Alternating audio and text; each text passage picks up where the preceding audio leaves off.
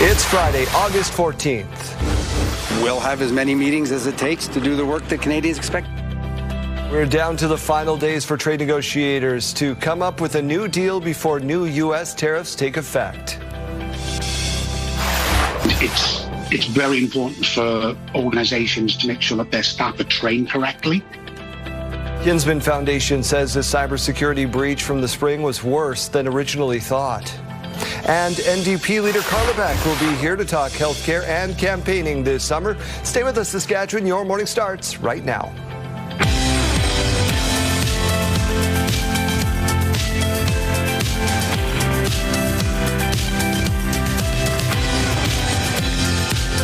Welcome to Your Morning Saskatchewan. I'm Daryl. And I'm Kayleen. Thanks for joining us on this Friday. Hopefully it's a payday for you. Does this week feel like it's dragged to anybody else? Do you feel it at home? Yeah, we have been crawling to the finish line over here. Our clock starts now. We have 2 hours and 59 minutes to the weekend. We love hanging out with you, but we also love a weekend. I do love a good break. Let's get right to your news. We got a lot of it this morning. Canada-U.S. Trade Minister Dominic LeBlanc says he'll have as many meetings as it takes to strike a deal with the U.S. before new tariffs kick in. Thanks, Minister. So we're continuing to do the important work that Canadians expect us to do. Minister LeBlanc and lead negotiator Janice Charette met for about 90 minutes yesterday with U.S. Trade Representative Jameson Greer. Industry sources told CTV News Charette warned U.S. officials if the White House moves ahead with those 50% tariffs, trade talks could be put at risk. The tariffs are due to take effect by Wednesday. CTV News has learned both sides are hoping to have the layout of a deal in front of the president before then.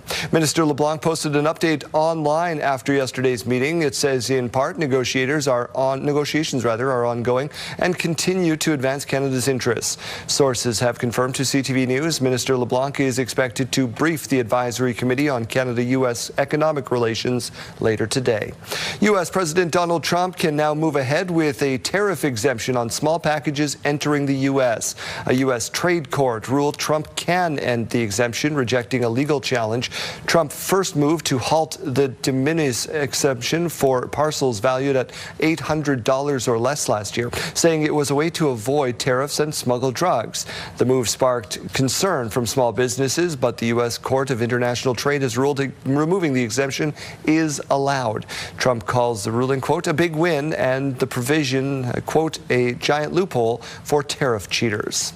Saskatchewan residents are voting with their pocketbooks when it comes to American liquor purchases. It's been 1 year since Saskatchewan and Alberta broke ranks with the rest of Canadian provinces and returned U.S. liquor to the store shelves, which they had pulled as a countermeasure to Trump's tariffs. Still, sales of American products are down 40% in our province as consumers look elsewhere.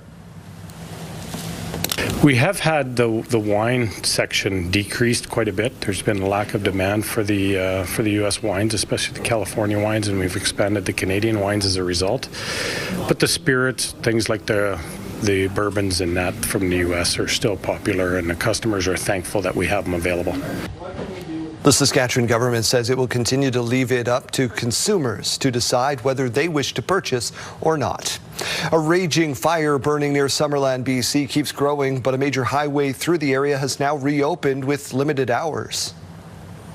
The sign in front of me is just completely burned. Highway 97 between Penticton and Peachland will be open daily from 7 a.m. to 7 p.m., but drivers are not allowed to stop and all connecting roads are blocked. This as the Bald Range fire grows even bigger. It's now nearly 200 square kilometers and the smoke is getting thicker in some areas. At least 6 people are dead, 5 others are injured after heavy rain near Tokyo.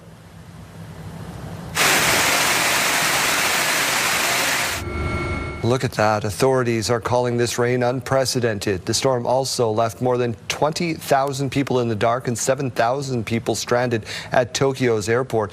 They also issued a level 5 emergency warning yesterday, but downgraded it to level 4 earlier this morning. However, they're still warning about the risk of landslides and flooding with more rain expected later today. A house fire in Fort Capel has left 3 families impacted, and now the community is banding together in an effort to help get them back on their feet. Tuesday night, around around 6 o'clock, crews from Fort Capel Fire Department responded to a house fire on Pasqua Avenue South. By the time firefighters arrived on Science, neighbors were already lending a hand. Some residents say they're happy just to see others step up. I feel very grateful also, like, to be in this community, to see that, you know, knowing that if something was to happen to anyone else, that there's people here that actually step up and make a difference. The fire's cause remains under investigation. In the meantime, people are doing their part to support the impacted family through online fundraisers. Saskatoon police investigating. We broke this yesterday at 8:30. The city's 9th homicide of 2026 after a man was found dead in his apartment. Jeremy, what is the latest on this story? Darrell, police responded to a welfare check about 7:30 Tuesday morning in the 2300 block of 17th Street West. A 27-year-old man was found dead. An autopsy confirmed the manner of death to be homicide.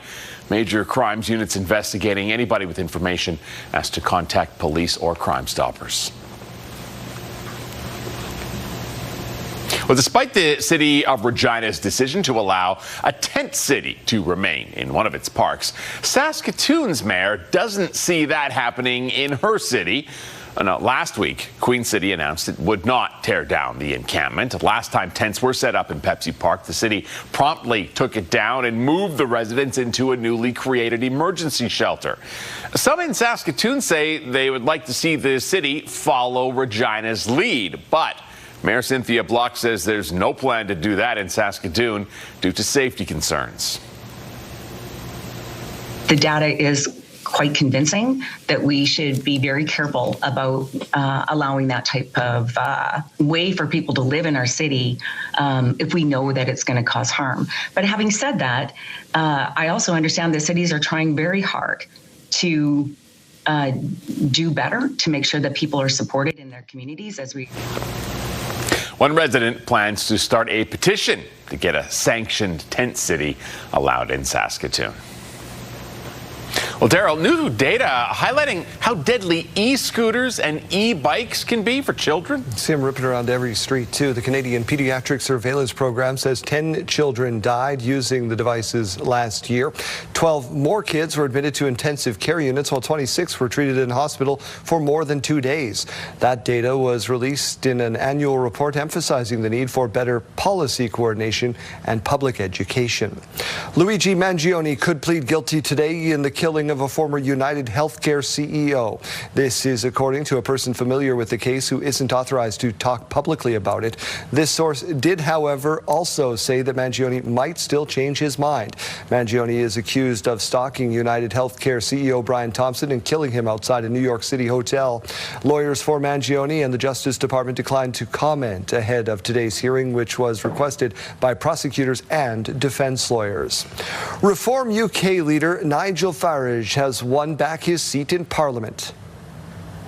This by-election because I wanted the people of Clacton, the voters of this constituency, to be my judge. So Farage gave up his seat last month. You'll remember saying he wants a new mandate during a parliamentary investigation into his finances. Sensing a publicity stunt, major parties decided not to run against Farage in the by-election. That left him in a race in which his main opponent was a comedian known as Count Binface. Farage, compared to Andy Burnham, I am 1,000 times more popular. Does that have anything to do with why he isn't here tonight? What I'm not here. Farage broke with UK tradition by not showing up on stage with the other candidates as the results were read out. Although Farage won, Count Binface, as seen on screen there, finished second with about a quarter of the votes. And the investigation into Farage has been reopened now that he is back in Parliament. Count Binface. The Saskatchewan Roughriders take on the Hamilton Tiger Cats tomorrow, and the lineup is the biggest question, probably on both sides of the ball. Rookie Harrison Frost will start at quarterback for the Ticats. We know that. Riders running back Quali Conley is questionable, meaning Thomas Bertrand-Houdan would start if he can't go. The Riders have been studying their opponent closely, including their quarterback's time in the United Football League. player, you're always reacting off what the offense do. But for us, we understand what our defense is. So, the concepts are similar with the teams that we're playing, no matter what the quarterback is, who's in there.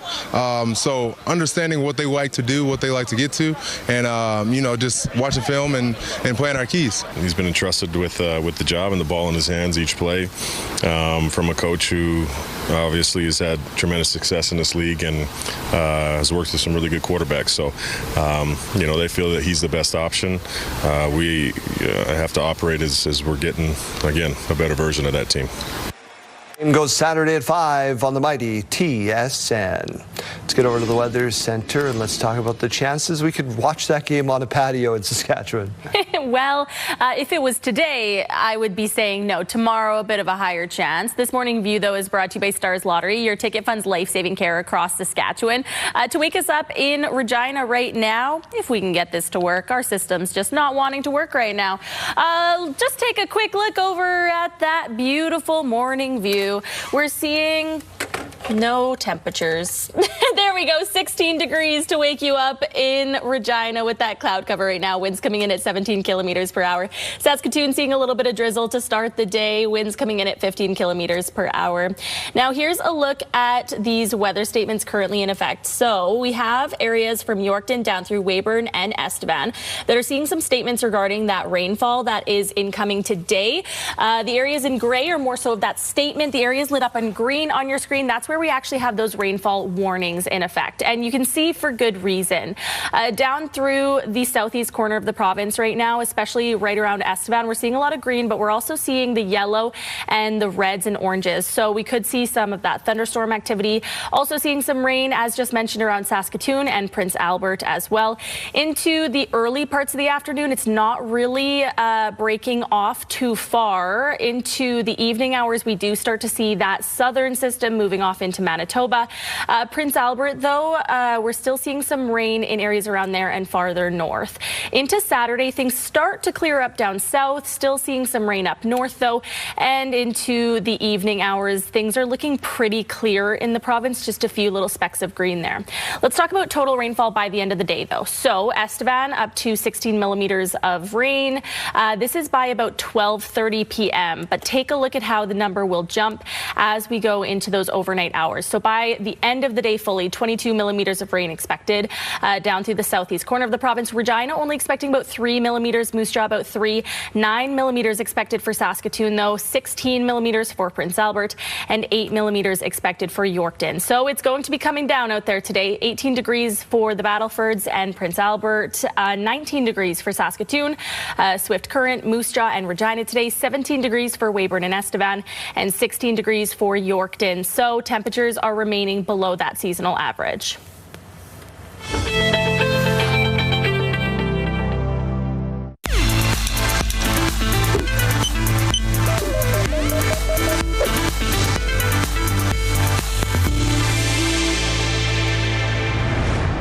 School year with new supplies, new teachers, new classmates, and a lot of unknowns. If your student is feeling some anxiety, that's normal. There's a sweet spot where we can feel some, but not be overwhelmed and consumed by it. Licensed therapist Jody Baumstein with Children's Healthcare of Atlanta says starting something new can be stressful for any student, whether they're heading to school for the first time or going off to college. But parents can help ease their children into the new year. One thing that's really helpful is practicing coping skills before the child needs it. Baumstein says to teach children how to slow their body down, closing their eyes and counting to 10, planting their feet on the floor, and taking deep breaths can all help. She says to also focus on breathing by having a child put a hand on their stomach to feel it go up and down, or for a young child, have them lie on the floor with a stuffed animal on their abdomen,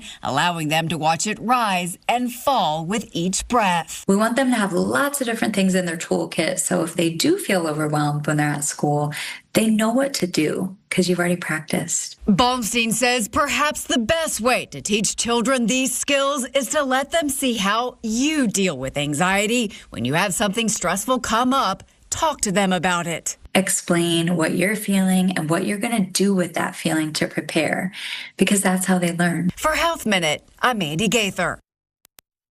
Health Report, brought to you in part by SEIU West, Saskatchewan's first healthcare union.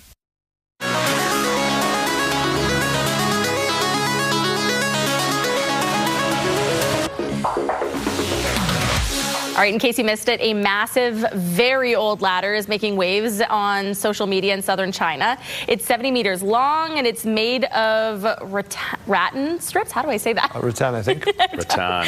And bamboo. No nails, no wood. For generations, people in the region climbed up and down it every day to leave the region to earn a living and trade. It's now a popular tourist attraction. Look at it. But would you trust how stable it is? I guess if it's been there for that long. That would make me trust it less. I want somebody to go ahead of me. Yeah. Right? Like, you know what? I'm going to stay at the bottom. that's also true. Yeah, Jeremy, that's true. Yeah. It's like that old adage about the bear. You don't have to be faster than the bear. You just have to be faster than the person running next to you. I'm going to keep my feet solidly planted on the floor.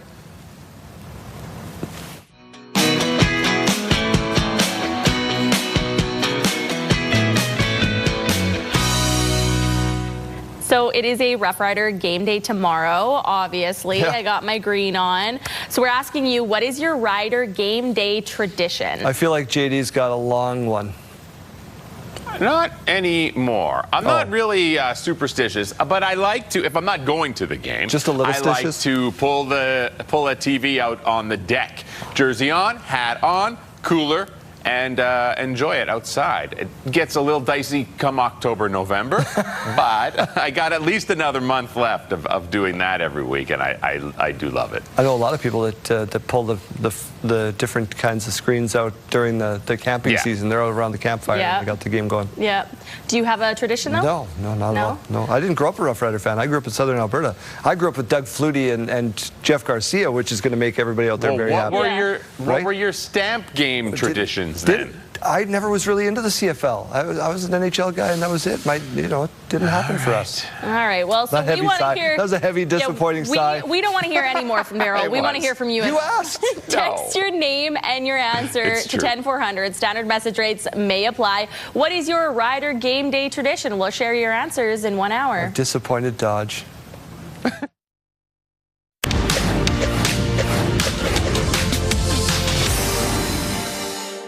Telemiracle is one of the most iconic events in Saskatchewan, raising millions of dollars for medical equipment, travel, and patient care every year. But a cybersecurity breach in April meant hackers gained access to the personal information of donors. A lot of this will end up on the dark net, the dark web, and it can be used by bad actors to gain money in some way. The breach is worse than Kinsman initially realized. On Wednesday, the Kinsman Foundation said it completed its investigation into the third party that accessed its systems, adding, "We now know that for an additional group of individuals, social insurance numbers and health information that were required to process grant applications were also affected." IT expert Gareth McKee helps train and protect companies from breaches like this and has even brokered deals with ransomware hackers. He says the most likely way these things happen is an employee clicking on a link they shouldn't have. And then accidentally downloaded something. That's where the main danger is. He says more often these bad actors are avoiding large companies with millions of dollars spent on cybersecurity and going after charities like the Kinsman Foundation, who may have had vulnerabilities. An organization of any size, whether it's a one-person company or it's 200 people, should be getting specialist advice. Kinsman says it is sorry and is personally contacting everyone affected by this. Kinsman is working with TransUnion Canada to offer 1 year of complimentary credit monitoring. Closing the gate after the horse has bolted. There's not a lot that these organizations can do once the data's out there. Kinsman says it is reviewing and strengthening its security systems to help prevent something like this from happening again. Keenan Sorakhan, CTV News, Saskatoon. Hello, Hello there, Kara Wagland inside the Sports Center newsroom with your must-see moment from Thursday. And for it, we take you to Toronto, where the Blue Jays were hosting the Red Sox. Top of 6, Wilson Contreras pops one into foul territory. Vladdy Guerrero Jr. chasing and makes a real nice little basket catch before falling into the first base netting. Vladdy, very nice defensive effort to earn your must-see moments from Thursday. And coming up Friday on TSN, Week 11 in the Canadian Football League continues with the Red Blacks visiting the Winnipeg Blue Bombers. Our pregame coverage for that one gets underway at 8 Eastern, 5 Pacific. That's all for now from SportsCenter. Have a great day.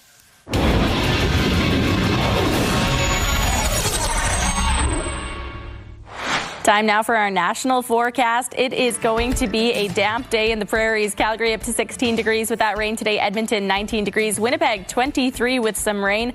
Over in Ontario, more of that sunshine. 26 in Toronto and 24 in Ottawa. Montreal up to 25. Fredericton 24. Halifax 24 with a mix of sun and cloud, but some rain over in St. John's today, up to 17 degrees. As we go to break, here's a look at your gas prices in Regina. Your average price is $172.9. You could find it for as low as $151.9. In Saskatoon, your average price $169.9, and you could find it for as low as $149.9. In the farm markets today, we find the street price of canola at $751.55 per ton. The futures price $803.50 per ton. Amber durum wheat at $272.48 per ton, and red spring wheat $284.21 per ton. And the Canadian dollar is down today. It's now at 71.75 cents US. The leader of the official opposition is here. We'll talk to Carla Beck at 6:40. Stay with us.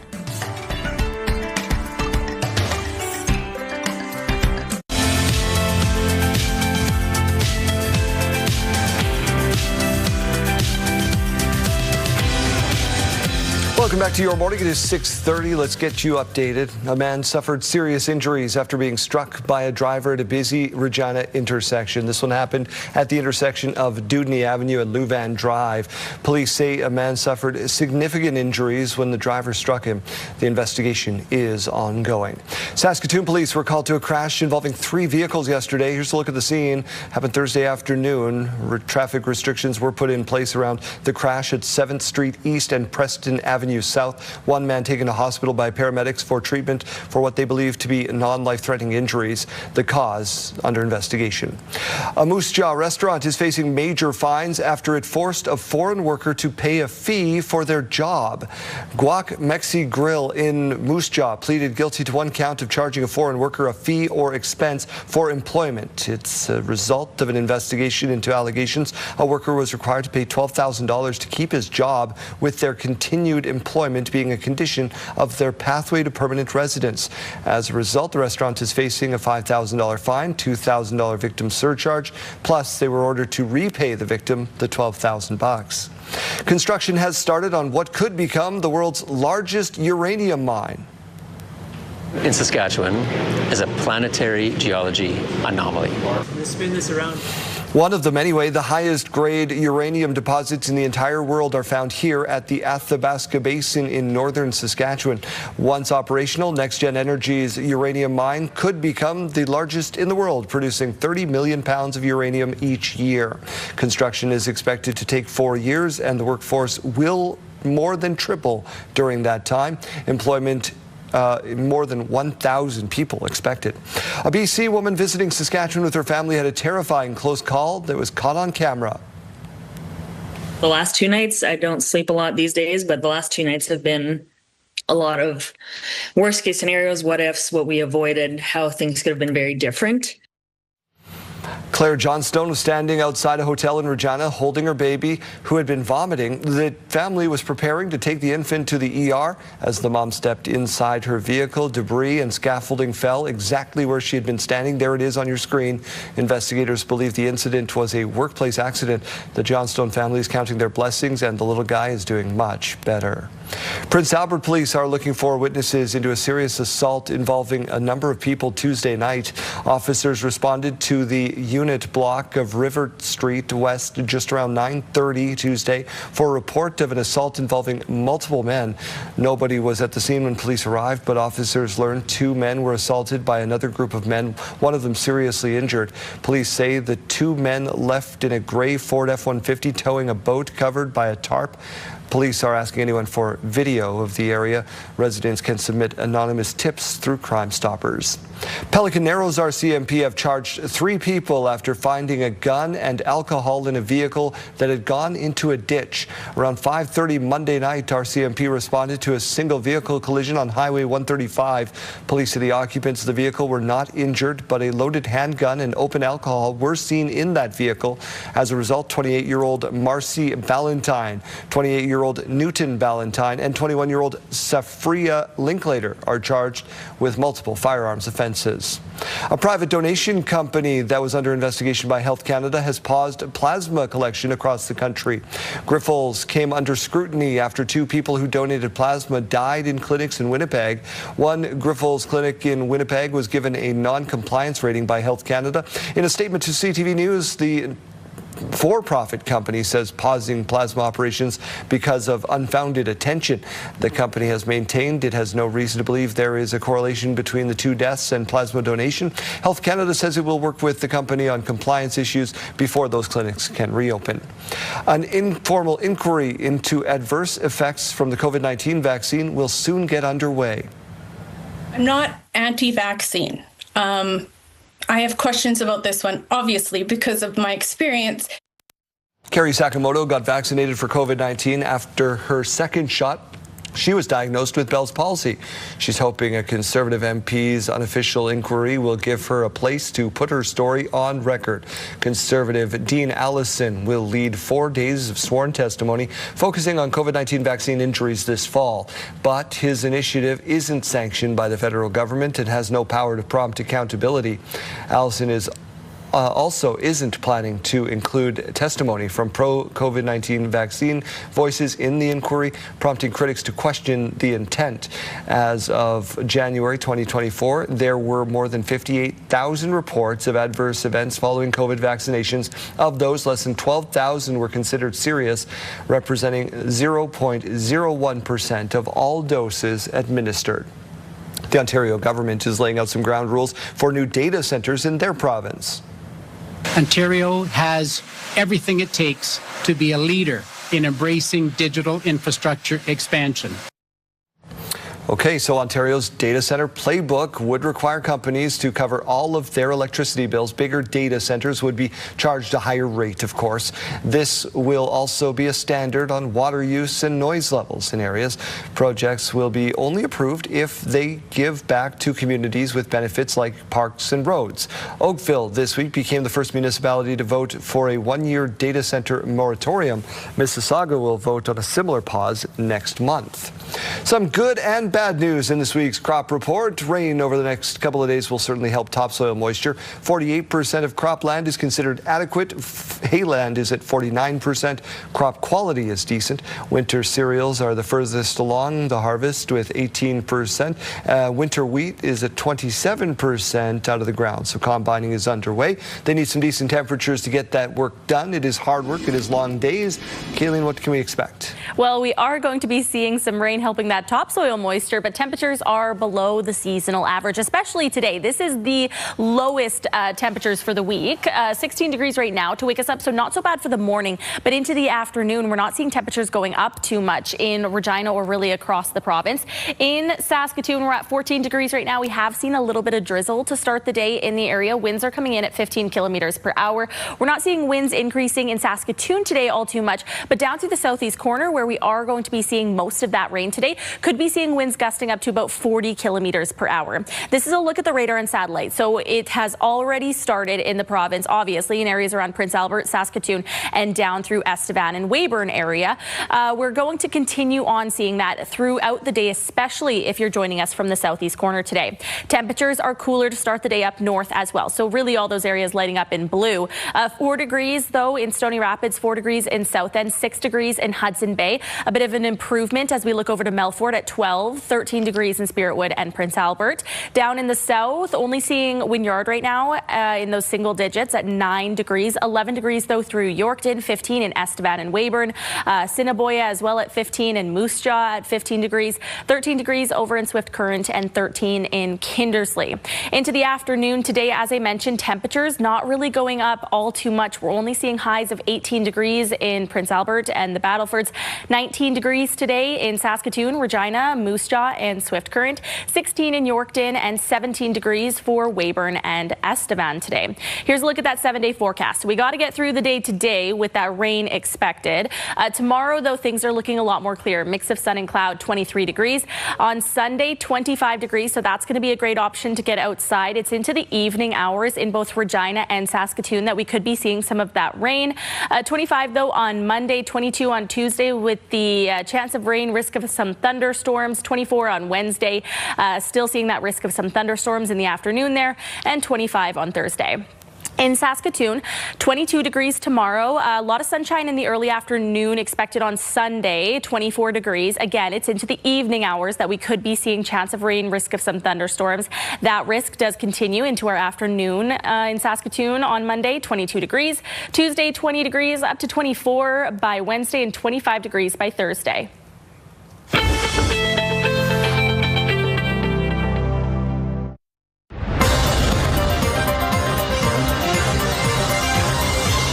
Let's get caught up with the leader of the official opposition, Carla Beck. She's in studio with us. Thank you so much for doing this. Let's start on a positive note. Okay. Your nephew is the 26th overall Major League Baseball pick by the Atlanta Braves. How was that celebration? It was so much fun. I maybe shouldn't say this on the air, but I was taping it and mine didn't make it to the air because I kept saying words that came to mind. It was mind-blowing. You know, it was, we knew, or we had a good sense that he was going to go, but I don't think any of us picked 26th overall. He's already down in Georgia playing minor ball. We talked to him on this show. He's very excited. Yeah, and it's just great to not only see him have this success, but to talk about how important his roots are in Saskatchewan, and the fact that being a role model for other ball players here in Saskatchewan is important to him. Anybody in the family own any Atlanta paraphernalia before this? I will tell you a quick story. I went to the store to buy a hat, and I asked the guy behind the counter if you sold many of these, and he looked at me like I was a little silly. Yeah, I bet. I think he's sold a lot more since then. I'm sure he has. Hey, most recently, you were in Moose Jaw to talk about AI data centers. We just had a piece in the newscast about what Ontario is doing. Right. Where do we sit here in Saskatchewan, in your view, if you were to take government in 2028? Yeah. You know, the work that we've been doing, we had an open house in Moose Jaw on Tuesday where about 50 people came out, and really a range of opinions. The number one thing was they need more information. People have concerns. They have questions about power usage. One of the questions that was answered in Ontario was that these data centers were going to pay a higher rate for their power. We're talking centers that use 6 times the amount of energy as a mine, a big potash mine, for example. We need to be thoughtful about where we're spending resources, about the environmental impact, what's happening with data, data sovereignty, and we need a government that is transparent and willing to have, you know, open houses to talk to people about what their concerns are, and be transparent about how these decisions are made. That was the biggest thing we heard. We'll continue to bring these concerns forward, and hopefully, seems sooner than later, we'll have an opportunity in session to put these questions again to the government. Got to talk to you about healthcare. One of your MLAs, there's a subject of a Sask Party advertising campaign right now talking about urgent care centers, and Jared Clark is on camera, and they've used the clips to say that you guys would close them if you were to take government. We know they haven't worked the way that the Sask Party has hoped they would in terms of staffing and volume. What is the official stance, and what did maybe clear up some confusion as to what maybe Jared was trying to get at? Yeah, interesting. The government engaged in a little creative editing with that. The part that is clipped off in that is Jared talking about the importance of staffing, about retaining the healthcare workers that we have, making sure that we are recruiting people to do those very important jobs before we expand, because it's not the buildings that provide healthcare to people that need it. It's those workers. really low-hanging fruit in this province right now. We've got thousands of healthcare workers who haven't had a contract in 4 years. It's really hard to hang on to folks if you don't pay them what they deserve, and you don't show them the respect to actually get to the table and make sure they've got a fair deal. You guys fanned out across the province this summer. Where have you been? What are you hearing from people? Oh, lots, yeah. Had opportunity to be as far as Isle of Cross this year for the 250th celebration putting on some miles. Every time you stop for gas, of course, you know, people want to talk about the cost of living. A lot of healthcare stories. A lot of people coming up and just saying, you know what, we need change in this province right now, and encouraging us. I've been everywhere. I think my team has, I don't know if we're going to compare mileage at the end of the summer, but they've been putting on a lot of miles as well. A lot of people out there who I always say they know where the problems are, but people want to tell you what their solutions are, and I think that's it makes it a joy to be out in Saskatchewan, and look forward to being out there when this bumper crop is coming off. You certainly are everywhere. Elena Young, I keep joking, is living in Yorkton these days. Thank you so much for spending a couple of minutes with us today. I know it goes so fast. Yeah, great to be here, Daryl. A 7-year-old boy in Saskatoon being recognized for his bravery after warning his neighbors about a fire. As CTV's Stacey Hine tells us, thanks to the boy's quick thinking, a woman and her 91-year-old mother were able to get to safety. Jace was playing in his front yard when he saw flames at the house next door. The 7-year-old got someone to call 911, then ran 2 houses down to warn his neighbor, Connie Seibel, about the fire. And me and my brother shot it together, and I went and told that lady. Why'd you go and tell the lady? Because it's a big fire. The fire, which is still under investigation, broke out around 7 p.m. July 29th in Saskatoon's Mayfair neighborhood. Seibel says she was surprised to hear a knock at her door that night. It was Jace there to warn her about the fire. He said, "There's a fire next door." And I said, "What?" And he just said, "There's a fire next door." So I went out and I looked and went, "Oh, yeah, there's a fire next door." She says the house on fire next door was vacant, but the flames eventually spread to her home. Thanks to Jace's quick thinking, Seibel and her 91-year-old mother, who has limited mobility, were able to get to safety. It's amazing what kids have learned or will learn or have been taught, and how automatic that they kick into action when they have to. Others in the neighborhood were also impressed by Jace's actions. It's just great to hear that kids are still willing to go out of their way to make sure people are safe. It's always good to know that there's still a Spider-Man looking out for the community, right? As his neighbors recognize his bravery, Jace says he feels good knowing he was able to help. Stacey Hine, CTV News, Saskatoon.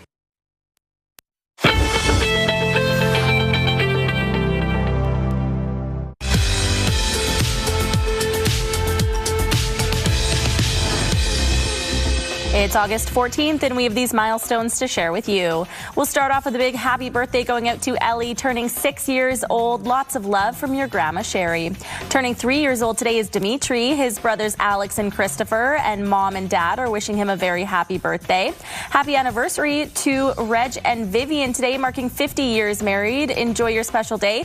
Many more years to come. Love your friends and family.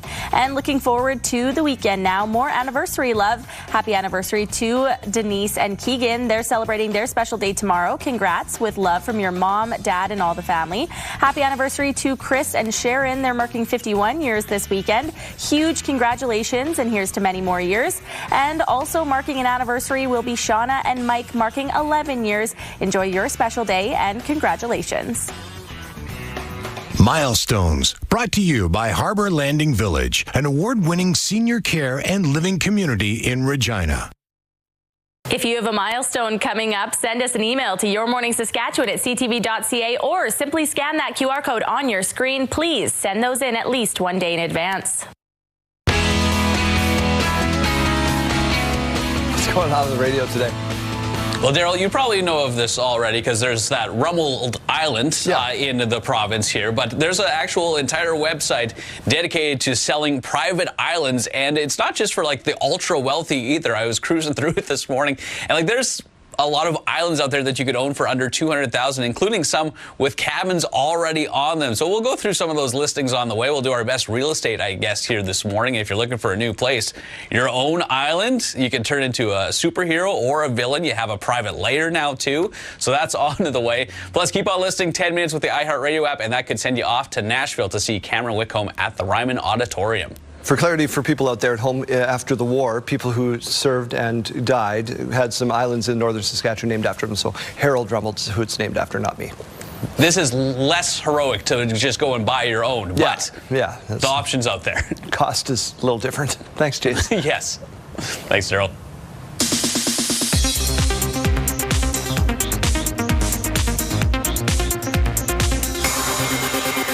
I'm not just Peter Parker. I'm Spider-Man. Spider-Man smashes another record. Spider-Man Brand New Day is now the fastest movie to reach the $700 million milestone at the domestic box office. The latest Spidey flick now sits at number 6 on the all-time domestic box office chart. There is crying in football. But there's no crying at your streaming numbers, Ted. Nielsen data shared by The Hollywood Reporter shows the premiere of the 4th season of football dramedy Ted Lasso scored just shy of 300 million minutes of viewing time, significantly surpassing season 3's numbers. Charlize Theron to be honored. The Oscar-winning actress will be joined by Coleman Domingo and John Carpenter as honorees at the 6th Annual Academy Museum Gala. The fundraising event takes place October 17th. In Hollywood, I'm Rick Damagella.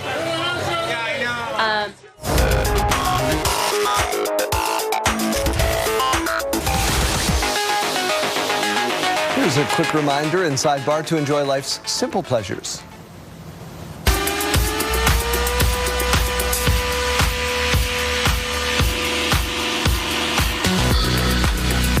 Is this or is this not part of your dream of chicken ownership? I have many dreams, and one of my dreams is chicken ownership, and this would 100% be added.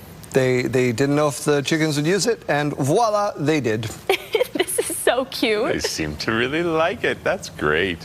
Oh my gosh, I love that one. I don't know if that one can be topped. Let's try, though. They say imitation is the sincerest form of flattery.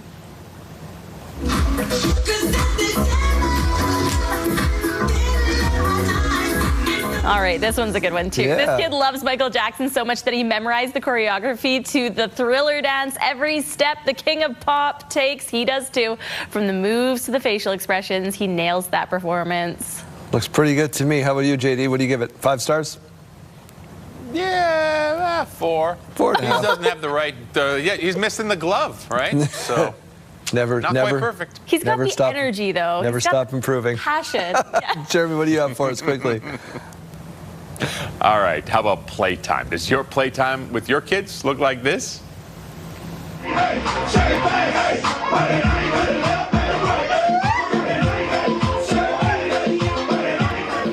Right? They just got the club going. Yeah. Preschooler mixing beats, brother showing off the cat dance moves. Just as long as they're not fighting, right? That's what it's all about. Anything to make them not fight. Back to your own corners. We're going to take a quick time out. We got your weather forecast and your headlines right after this. Welcome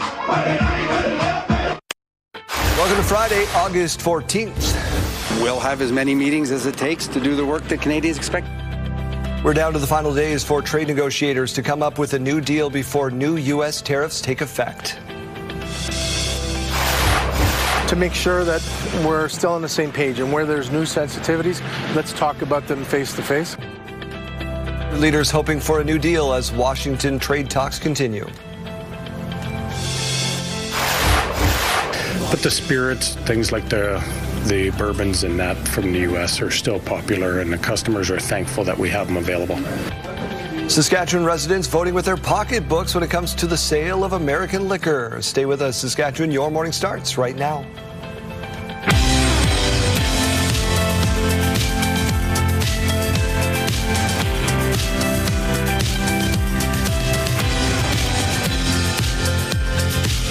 Welcome to Your Morning Saskatchewan. I'm Daryl. And I'm Kayleen. Good morning. Happy Friday. Got a big shout out and a congratulations to the 2026 Richardson Pioneer Men's Fastball League champions. The Foam Lake Merchants sent in this photo. They defeated the Rosebud Royals 2-0 in a modified best-of-3. Congratulations to them, the team. They sent this in to us. Great to have some photos sent in to us from across the province. Yeah, this is cool. We always love to see your photos, also your celebrations. Your Morning Saskatchewan at CTV.ca. This says in the email that the league assistant president is Caden Feddick, who is the playoff MVP. Okay. Seems rigged. Just kidding, Caden. Just kidding. Congratulations. Let's get over to your news headlines. We start with trade, as we did in the headlines. Canada-U.S. Trade Minister Dominic LeBlanc says he'll have as many meetings as it takes to strike a deal before new U.S. tariffs take effect. What's happening with these talks, Minister? So we're continuing to do the important work that Canadians expect us to do. LeBlanc and the lead trade negotiator met with U.S. trade representatives for about 90 minutes yesterday. That's an hour longer than they expected. The trade negotiator for Canada warned American officials if they move ahead with 50% tariffs, it puts trade talks at risk. Saskatchewan residents are voting with their pocketbooks, it appears, when it comes to American liquor sales. It's been 1 year since Saskatchewan and Alberta broke ranks with other Canadian provinces and returned U.S. liquor to store shelves, which had been pulled as a countermeasure to Trump tariffs. Still, sales of American products are down 40% as consumers look elsewhere. We have had the wine section decreased quite a bit. There's been a lack of demand for the U.S. wines, especially the California wines, and we've expanded the Canadian wines as a result. But the spirits, things like the bourbons and that from the U.S. are still popular, and the customers are thankful that we have them available. The Saskatchewan government says it will continue to leave it up to consumers as to what they purchase or don't. And now the latest on the wildfires that forced the evacuation of Summerland, British Columbia. The only route through the area, Highway 97, has now reopened with limited hours. And this is the view the drivers are getting as they see the damage from nearly 200 square kilometers of that Bald Range wildfire. There is still no word when evacuees will be allowed to return home, but for those who fled the flames, there is no escaping the smoke. Us can try not to do anything too strenuous. It is definitely... Many of the evacuees are staying in Penticton, which is under an orange air quality warning. There is some good news emerging. At this stage, it appears the downtown area of Summerland has not been hit. House fire in Fort Capel has left 3 families impacted, and now the community banding together to get them back on their feet. Tuesday night around 6 o'clock is when this happened. Crews from Fort Capel Fire Department responded to the call at the house fire at Pasqua Avenue South. By the time that they arrived on scene, neighbors were already lending a hand. They're just happy to see others step up. I feel very grateful also, like, to be in this community, to see that, you know, knowing that if something was to happen to anyone else, that there's people here that actually step up and make a difference. Fire's cause is still under investigation. Meantime, there are online fundraisers launched to help those families. Saskatoon police investigating that city's 9th homicide of the year. Jeremy Dodge, you're following this for us. Take us through the course of events here. Thank you, Daryl. Of course, police responding to a welfare check around 7:30 Tuesday morning. It was in an apartment block in the 2300 block of 17th Street West. A 27-year-old man was found dead. An autopsy confirmed the manner of death to be homicide. Major Crimes Unit is investigating. Anybody with information is asked to contact police or Crime Stoppers. Despite the city of Regina's decision to allow a tent city to remain in one of its parks, Saskatoon's mayor does not see that happening in her city. So last week, the Queen City announced it would not tear down an encampment. The last time tents were set up in Pepsi Park, the city promptly took it down and moved the residents into a newly created emergency shelter. But some in Saskatoon say they would like to see the city follow the lead of Regina. But Mayor Cynthia Block says there is no plan to do that in Saskatoon because of safety concerns.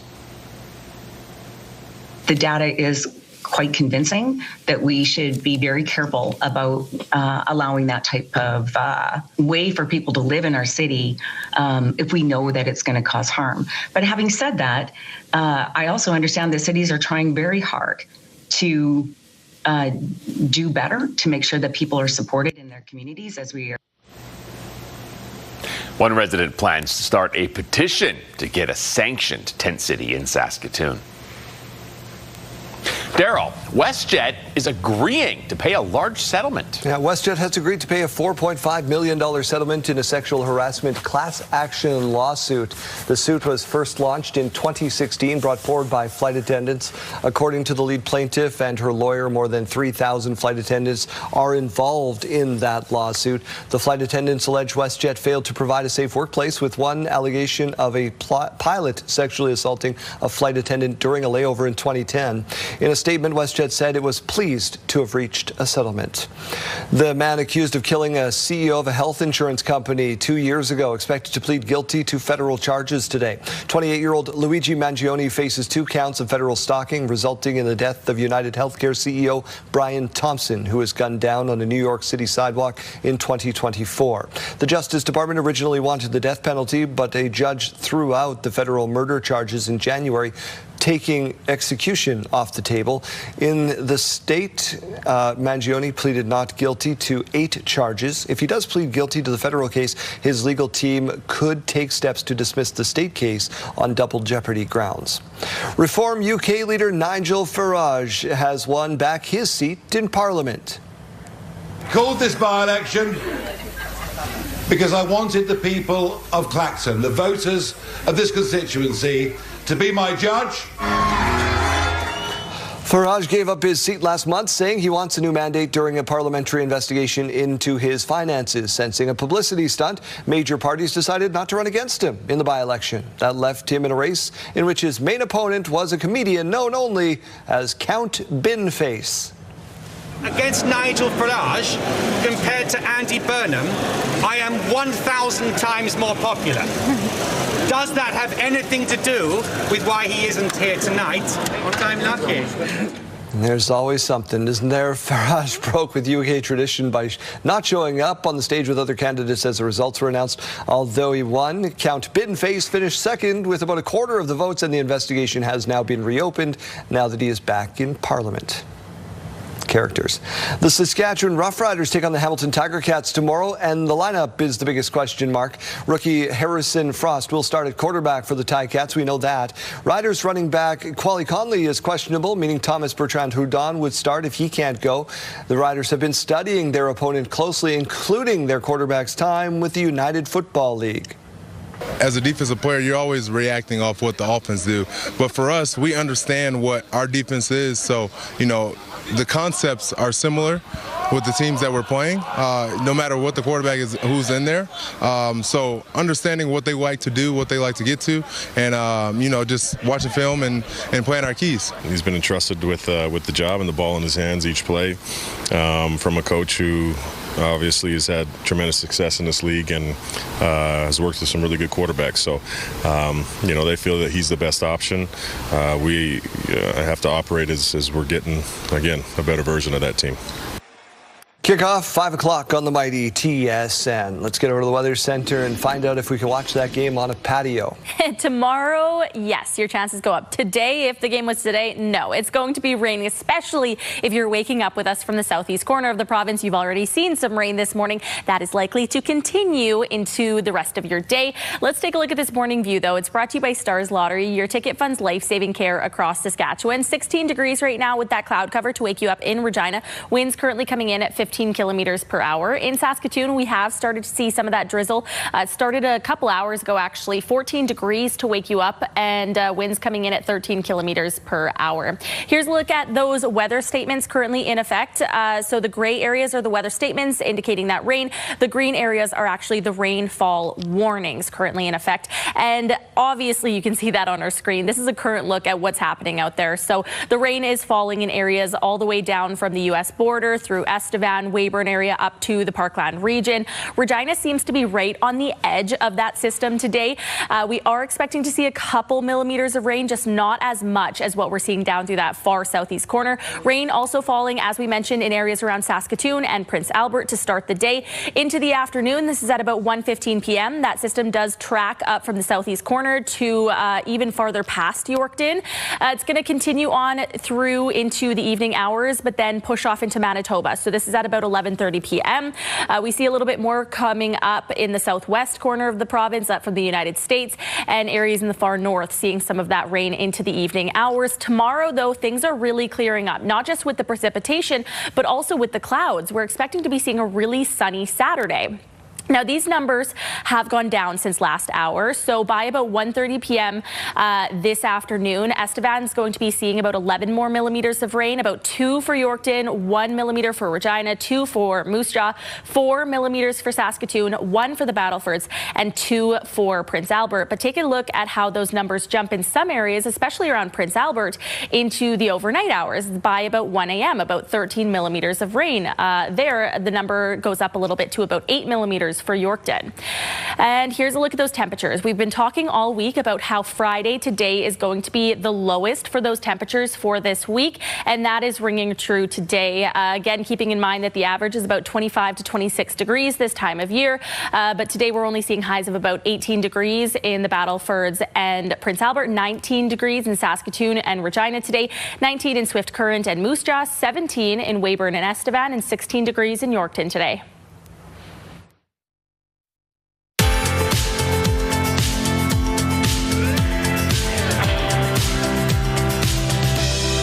Quite a bit of rain in our rural forecast today. 19 degrees in Lloydminster, 16 degrees in Spiritwood, 19 in Watrous, and 17 degrees with some cloud cover over in Wynyard. Most of that rain will be falling in the southeast corner of the province today. Carlisle up to 15 degrees, 14 degrees in Broadview. Over in the southwest, though, a lot more of that cloud cover. 17 degrees in East End, 19 in Maple Creek and Leader. Let's take a look at St. Walburg, where internet plans up to 1 gig are available from SaskTel. 17 degrees this afternoon, a few showers. North winds will remain calm between 10 to 20 kilometers per hour.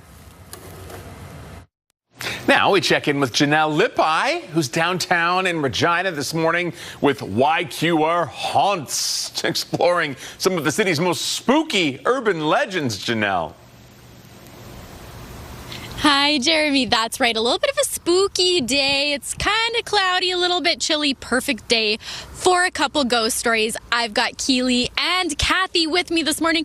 We are talking all things ghost stories. Keely, let's start with you. This is actually the beginning location for the tour. Something happened here. Yeah, actually about 100 years ago this December, Rosie Schmidt had tragically died here right in this spot. She had been shot by her husband, who had just come being hidden from behind a car, and he had come out right here as she was walking on her way to work into this west entrance here. So this is, a very important spot considering you guys start off the tours here. Now let's talk about these tours in particular. How can people be a part of them?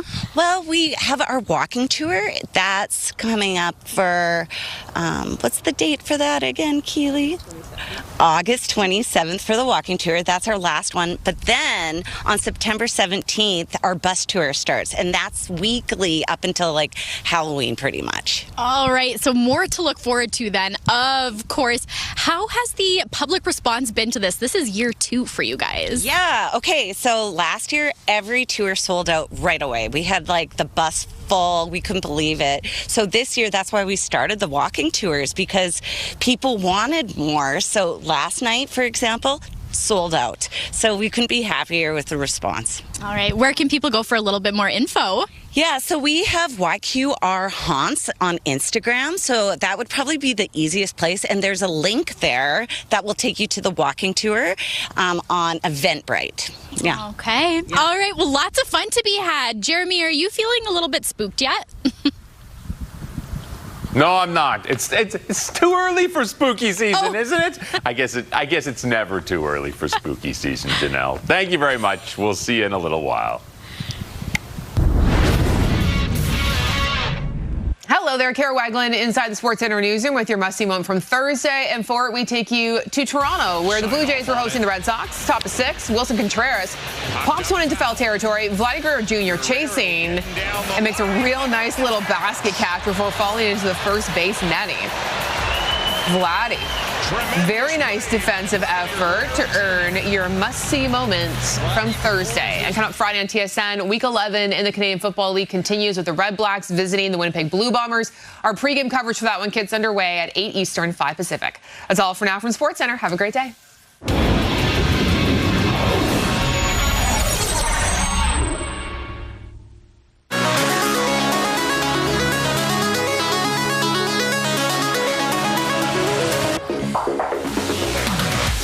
How about this? It might be displayed on a Calgary teen's dining room table, but a Lego replica is a true masterpiece. Maybe you have to put this in the new arena in Calgary. This is 16-year-old Cruz Paredes. He built a miniature version of what will be the new Scotia Place in Calgary. I have feelings and thoughts about this because it changes the city skyline. I like the dome. But look at this thing. It has 100 trees. It's made up of every piece he could probably find in his house. The lights on it, too. They gifted him. The lighting is super impressive. They were so thrilled with this, the Flames, that they gave him seats to the home opener on October 1st. I would like to know how long it took him to build that. And how many bricks he actually used. Wow, quite impressive. Man.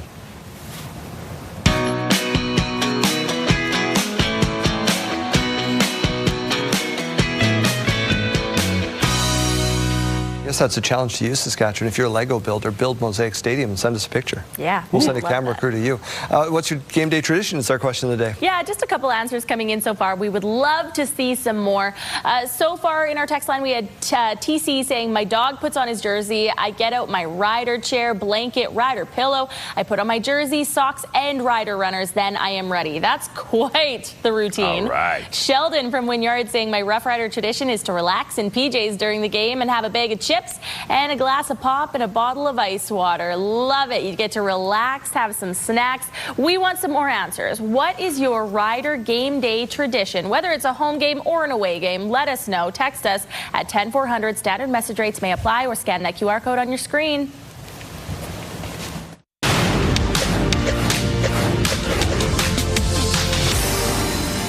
Many children play video games online, and while there are some ways you can play for free, others allow you to spend real money in the digital world.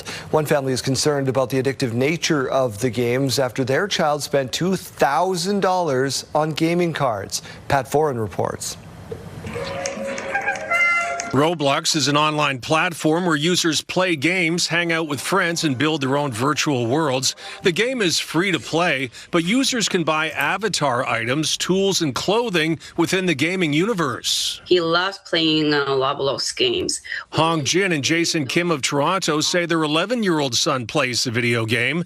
Recently, he was going to his grandmother's, and he took an envelope full of cash the family had saved for emergencies. He took the whole envelope, which is more than $2,000, close to $3,000 in cash. His grandmother took the boy to Walmart to look at toys. He slipped away briefly, went to a cashier, and made two $1,000 purchases of Roblox gaming cards. The family only found out when they noticed the cash was missing. Couldn't believe that my small kid could spend $2,000 at Walmart. The family returned to Walmart with the cards and receipts, but were told it was final sale, no refunds allowed. How can a little kid can purchase $2,000 in cash and no one,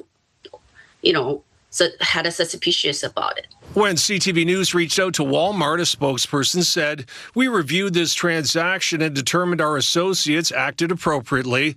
There are no age restrictions for purchasing gift cards at Walmart Canada." Earlier this year, CTV News interviewed a grandmother who says her 8-year-old grandson took her credit card and racked up $2,000 in charges playing the game. He said he was sorry, but I don't think he really understands the ramifications of, that kind of money being lost. Families can use parental controls to limit spending online. Jin is also concerned about the obsessive nature of the video game. I never realized Roblox can be that addictive. Pat Foran, CTV News.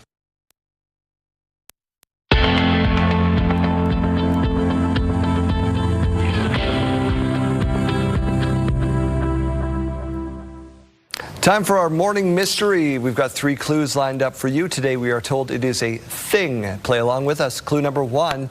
It first appeared in the late 1800s as a practical tool for cyclists. Named after the sound it makes, and were initially considered dangerous for kids, but eventually replaced buttons on many pieces of clothing. Practical tool for cyclists. Oh, I think I have an answer. Replace buttons. Yeah. I did not know this was a cycling thing, but I think I. What do you got? Clue 2 I'm going with gives it zipper. away, I right? put zipper too. Yeah, I'm pretty confident in that one. Yeah. You got zipper as well? Is it? Yeah. Director Corey says it is, in fact, a zipper. Named after the sound it makes. I had no idea there was a connection to cycling. That is today's Morning Mystery. Studio consideration provided by Father's Furniture, specializing in quality Canadian-made furniture. Let's take a look at our national forecast now. Some rain in Vancouver today, 26 degrees. Also seeing quite a bit of rain in the southern prairies. Calgary up to 16 degrees with that rain. Winnipeg up to 23 degrees. Over in Ontario, we're seeing more of that sunshine today. Toronto 26, Ottawa 24, Montreal up to 24 degrees today. Fredericton 23, 24 in Halifax, and some more rain over in St. John's up to 17 degrees. As we go to break, here is a look at your gas prices. Regina, your average price today is $172.9, but you could find it for as low as $151.9. In Saskatoon, your average price $169.9. You could find it for as low as $149.9. In the farm markets, we find the street price of canola at $751.55 per ton. The futures price $803.50 per ton. Amber durum wheat $272.48 per ton rather, and red spring wheat at $284.21 per ton. And the Canadian dollar continues to trend down today. It's now at 71.75 cents US. After the break, the Kinsmen say their data breach was bigger than expected. Details when we come back.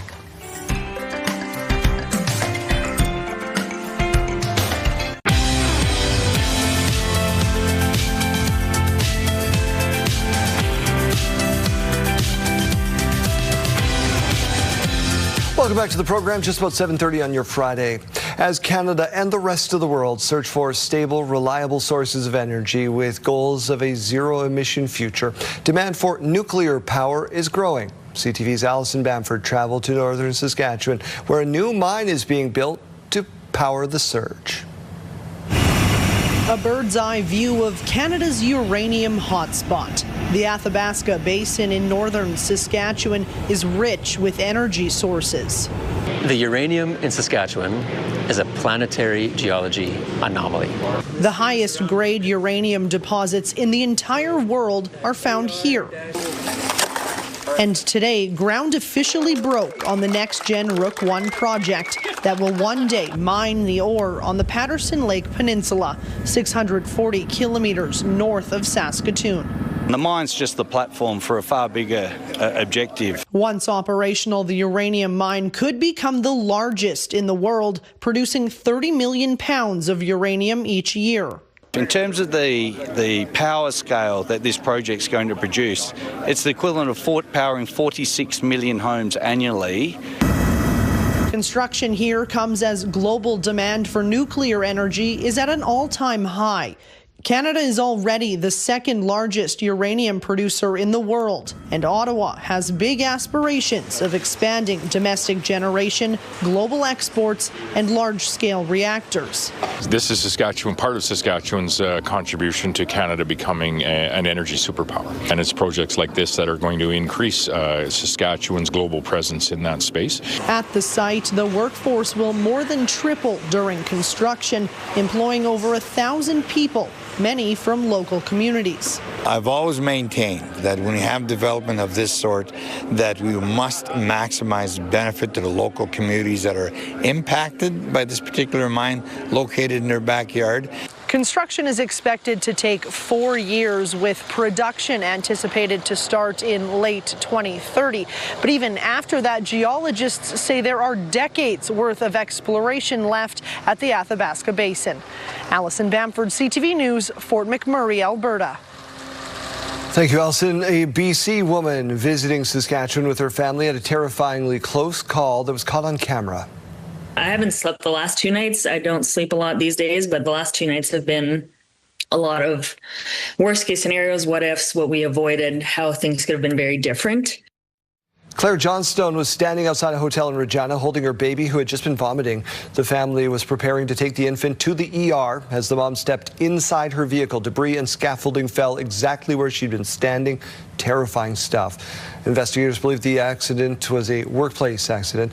The Johnstone family is now counting their blessings, and the little guy thankfully doing much better. A man suffered serious injuries after being struck by a driver at a busy Regina intersection. This happened overnight at the intersection of Louvain and Dewdney. Police say a man suffered significant injuries when a driver struck him. The investigation is ongoing.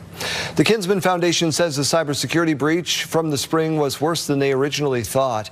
In April, the foundation, which runs the annual Telemiracle fundraiser, said a third party accessed some of its systems and got a hold of donors' personal information. The foundation says an investigation revealed some people had their social insurance numbers and health information accessed as well. It says there's no evidence personal information has been misused at this point, and working with everyone to be notified if you've been affected. Kinsman says it's working with TransUnion Canada to offer a year of complimentary credit monitoring for everyone involved. It's actually links and emails that someone's clicked on and then accidentally downloaded something. That's where the main danger is. And it's very important for organizations to make sure that their staff are trained correctly. TransUnion Canada to offer 1 year of complimentary credit monitoring for everyone involved. A number of Conservative MPs are privately expressing concern about Pierre Poilievre's leadership. Some caucus members have told CTV News they don't think Poilievre will still be leader when the next federal election is called. The MPs were responding to questions about a recent Nanos poll commissioned by CTV News that found Prime Minister Mark Carney had no obvious challenger among Conservative politicians. A NATO fighter jet shot down a drone flying in Latvian airspace this morning. Latvian soldiers are now searching for debris from the drone to figure out where it came from. The drone was shot down during attacks by Ukraine this morning on Russian ports. Ukrainian drones have strayed into Latvian airspace in the past. Latvia, along with NATO countries like Romania and Poland, share a border with Russia. Poland has accused Russia of incursions into its airspace. An informal inquiry into adverse effects from the COVID-19 vaccine will get underway soon. Anti-vaccine.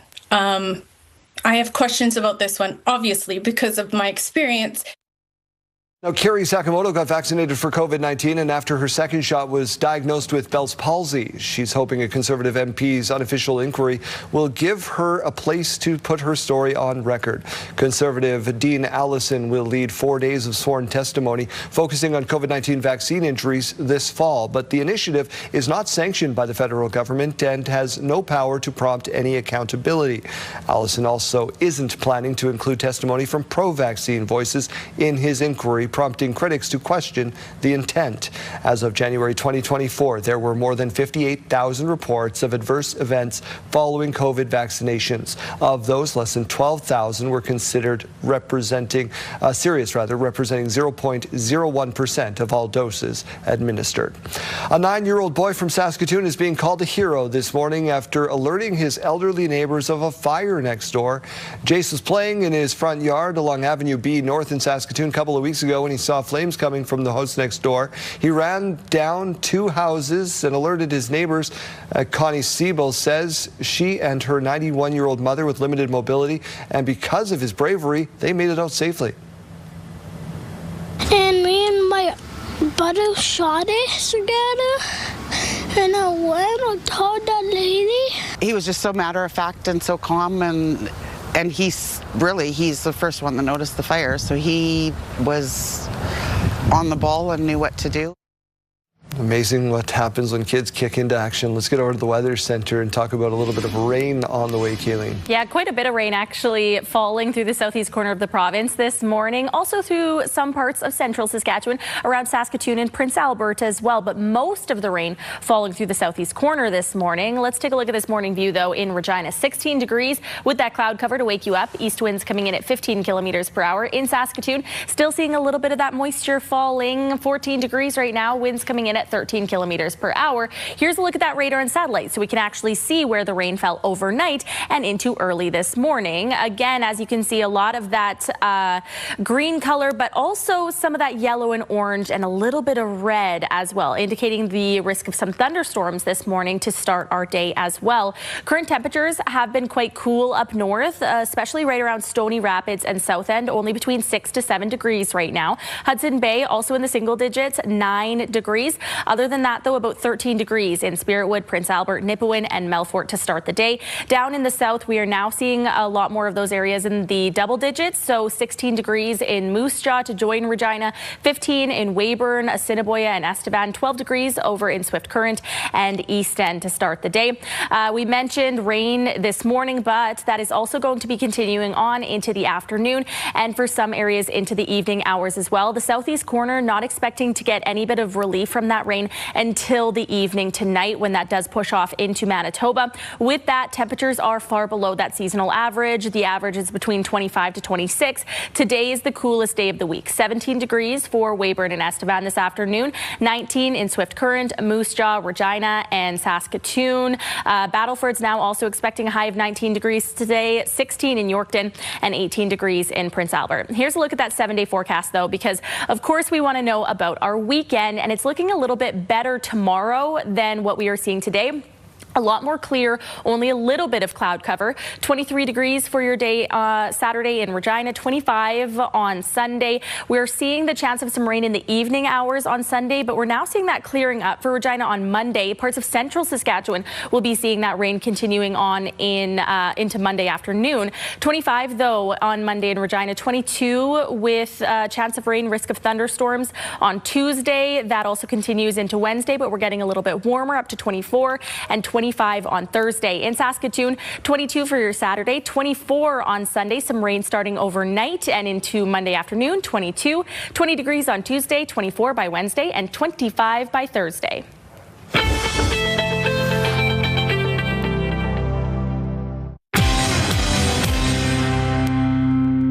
Just about back in session, if you can believe it, for the fall semester. So it's time to check in with the University of Regina and everyone's favorite university president, Dr. Jeff Keshin. Dr. Keshin, thank you so much for a couple of minutes this morning. Summer is usually a quieter time on campus, but it's been very busy over there. Had a lot of young people on campus. It's been terrific. We've had, for this year, more so than most, we've had a number of national tournaments. I've seen basketball players from across the country, volleyball players. We've had a program named SHAD, which has brought talented young people, senior high school students from across the country to interact with our professors. So it's kind of been a beehive of activity here this summer, which of course we're very happy with, and we look forward to the fall. Tomorrow, the Rams are already back on the field, so we know we got football players already on campus. What do some of those first-time students, though, need to know when they step foot onto the campus of the University of Regina? I think what students need to know when they're going to university, that it's still a place where they can interact with their professors. If they succeeded in high school, they're very ready to succeed in university. Some folks, I think, make it, that they worry about the transition. But, they find a friendly face. They'll adjust very quickly, obviously manage their time. But this is a very welcoming campus, and once they find a few people, it'll be a great and a memorable time for them. I don't want them to make it more than what some people get worried about, that they're not going to succeed or so forth. They are more than ready, and we're thrilled to have them here. What sorts of things do you have on the horizon? What can students and parents alike get excited about? Well, there is the opening, the welcome week, where we have hundreds, if not thousands, of students on campus. We help them move in. We have a number of events, but every day brings a lot of events to the university. Soon they'll be busy with their classes. They'll get into the rhythm of things. We have a new food court on campus. They'll be hanging around there. And just looking forward to the atmosphere, the dynamism, the buzz on campus, and we want our students to have a great time here. And again, fall is a wonderful time for them to immerse themselves in the university culture. Every time we run into each other, be it in the community or on campus, you and I talk about international student enrollment. How is enrollment at the U of R looking for this fall semester, and just how much does it have to come up so that you guys can maintain the levels of service that you do provide? It does consume an awful lot of my time. There's no doubt about that. recruit, and I'm in classrooms myself. I'm a historian by background, so I like to sometimes interact with students, give them a taste of what a university class is like. So we're very, very strong, and we've seen some increases in domestic enrollment. We're probably around up, I think the last figures are about 3%. Overall, we're probably flat compared to last year, around 16.5, 16.6. I hope we're at. International markets really remain a challenge. The approval rates are not very high. The numbers are down significantly. I will be traveling overseas to some of our major markets to interact with high school students and universities in India, also be heading to Nepal and China. But this issue hasn't straightened out yet. And for those people, of course, who follow the news, they'll know that it's had a deleterious or really negative impact in terms of the finances of post-secondaries across the country. And that's both colleges and universities. But that said, we're still around 3,200 international students. They're still coming from 100 countries around the world. They still bring incredible talent to our community. They still make us more, I think, they make us better as a place, more diverse and diverse views and so forth. But it has and continues to be a challenge. For example, I'll give you one case. We have full scholarship rides for students who are coming and trying to flee Afghanistan, including many young women, and they've been fully supported with scholarships, so there's no cost to the university. This has been through fundraising. We have somewhere in the neighborhood of $2 million, which is raised across the country. 37 of those students have gone forward with their visa. Only 4 of them have been approved. So we are lobbying for those students. They were cut off from USAID, and we have a home for them at the University of Regina, and those who come beforehand have done very successful. But it's still a challenge. IRCC has been quite a gatekeeper. All right, Dr. Jeff, we'll continue to cover that and to have these conversations with you. Good luck in your trip, and I guess go Rams, go Cougars, right? Betcha, all the time. Great to see you. Here's what's happening in our community. A church service and potluck is on August 16th at 10 a.m. at the St. Mary's Romanian Orthodox Church in Kayville. The Southie Fire Department Show and Shine is on August 16th, 10 a.m. on Keats Street in Southie. The Windthorst Horticulture Show is on August 18th at 2 p.m. at the Windthorst Recreation Center. Submit your event to our community by visiting our website, ctvregina.ca, and click Community Calendar or scan the QR code on your screen.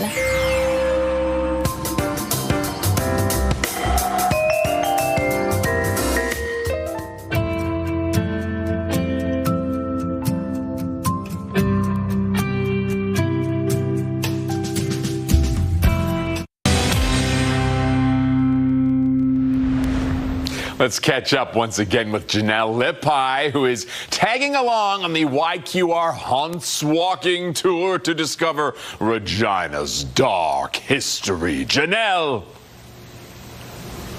Jeremy, that's right. Maybe this one will scare you a little bit more. I've got Keely and Kathy back with me.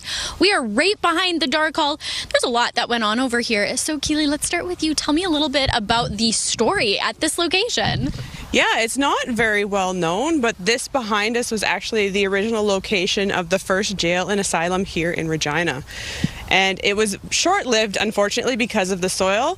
It did start to sink very quickly, so within 20 years, it was empty again.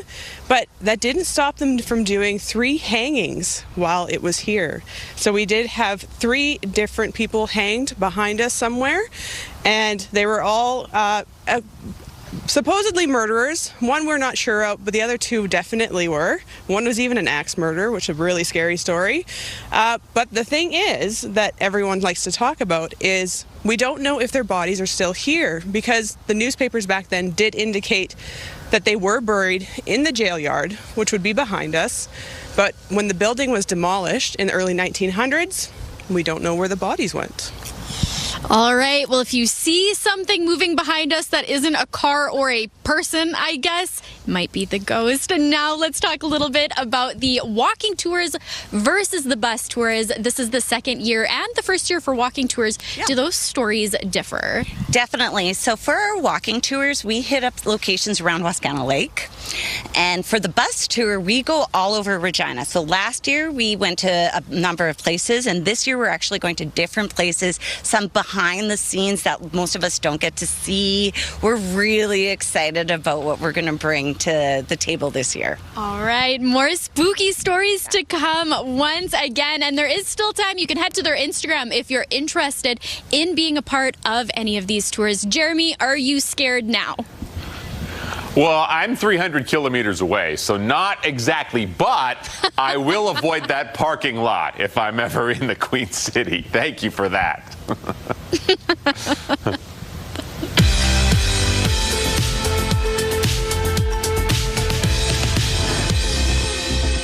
It's August 14th, and we have these milestones to share with you. We'll start off with a big happy birthday going out to Ellie, turning 6 years old. Lots of love from your grandma, Sherry. Turning 3 years old today is Dimitri, his brothers Alex and Christopher, and his mom and dad wishing him a very happy birthday. Happy anniversary to Reg and Vivian today, marking 50 years. Enjoy your special day with many more years to come. Love your friends and family. And looking forward to the weekend now, more anniversary love. Happy anniversary to Denise and Keegan. They're celebrating their special day tomorrow. Congrats with love from your mom, dad, and all the family. Happy anniversary to Chris and Sharon. They're marking 51 years this weekend. Huge congratulations, and here's to many more happy years to come. Also marking an anniversary will be Shauna and Mike, marking 11 years. Enjoy your special day and congratulations. Milestones, brought to you by Harbor Landing Village, an award-winning senior care and living community in Regina. If you have a milestone coming up, send us an email to yourmorningsaskatchewan@ctv.ca or simply scan that QR code on your screen. Please send those in at least one day in advance. Feeling dangerous? Let's play Song Roulette. Let's send out the very next song to Kayleen. Oh, it's Am I Okay? Megan Maroney. Fair. You know what? That's a very valid question. Always good to check in. That's good. Always good to check in. Always got a bell, let's talk. What else are we let's talking about on the radio? Well, maybe this will be a Song Roulette for the future. Honestly, I should stop being surprised because everyone is throwing their hat into the country music world here. And it seems every other week we announce like another actor or an athlete is trying to do some country music. The latest, though, is Dwayne Johnson. The Rock has put out a song. So we're going to give you a little tidbit of that, a little tease on the way here. See what you think of his song. It sounds exactly how you would have thought. Like his singing voice is really no different than his talking voice, but he's trying. It's not too bad. We'll give you a listen coming up after 8 o'clock this morning. It's very happy that you checked in, so thank you for that. No problem. Have a great weekend.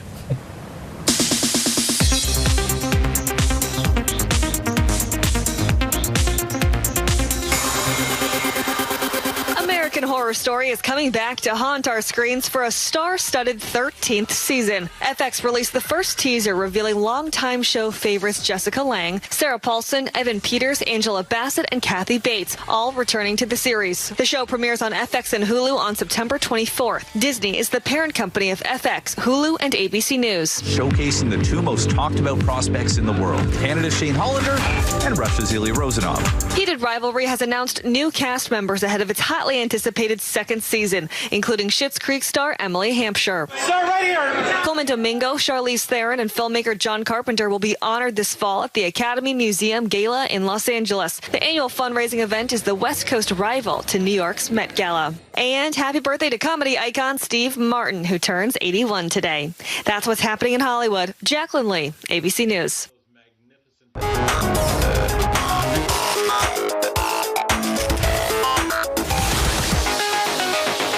I wonder if playtime for your kids looks anything like this.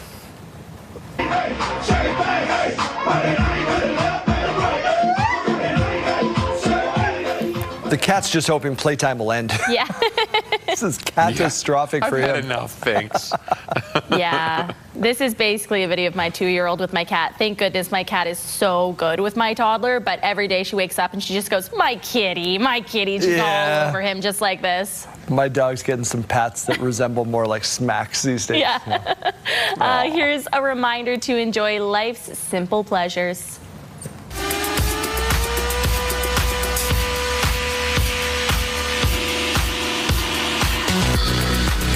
Swing. These owners were told not to add it because their chickens would never use it, but of course they did. So don't listen to what other people say. Those chickens are balking at that advice. No? It's only one at a time. They're like taking turns. Don't beak the video. Schedule They're and very everything. patient chickens. Oh, is that how you get scrambled eggs? That's They're on the swing. Hey. Shake it up, baby, now. No. Twist and shout. Time out. We're back right after this with more headlines and today's weather forecast.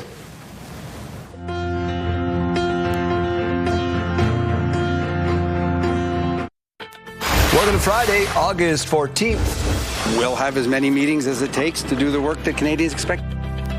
We're down to the final days for trade negotiators to come up with a new deal before new U.S. tariffs take effect. I feel very grateful also, like, to be in this community, to see that, you know, knowing that if something was to happen to anyone else, that there's people here that actually step up and make a difference. A house fire in Fort Capel has left 3 families impacted. Snyder's a great shot. Dupont plays it back around. Schultz scores! Maddox Schultz power play goal. It's 2-0. And Maddox Schultz is in studio with us. We're teeing up the WHL season and talking Ivan Hlinka, Wayne Gretzky gold at the U18s. Stay with us, Saskatchewan. Your morning starts right now.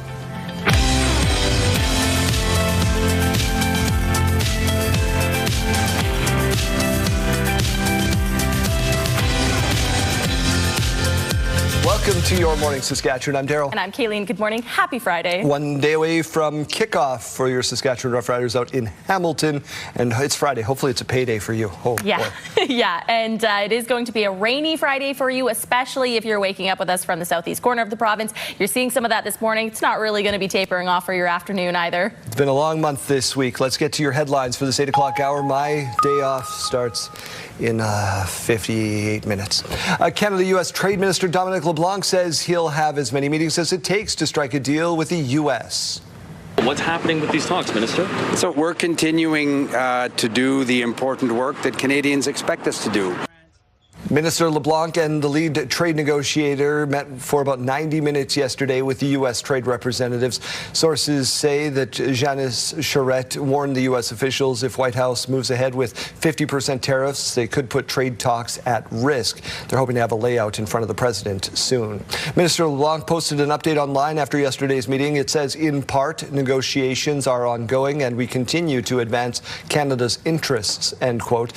Sources have confirmed to CTV News Minister LeBlanc is expected to brief an advisory committee on Canada-U.S. economic relations today. It's been 1 year since Saskatchewan returned American liquor store to the store shelves, while other provinces have maintained a ban, like Ontario, in response to tariffs from the U.S. president. Now, the government wanted consumers to have a choice, and it appears they are choosing non-American options as U.S. liquor sales have declined significantly here. Wayne Mantika reports. The Saskatchewan government may have decided to return American alcohol to store shelves, but consumers are making their own decisions.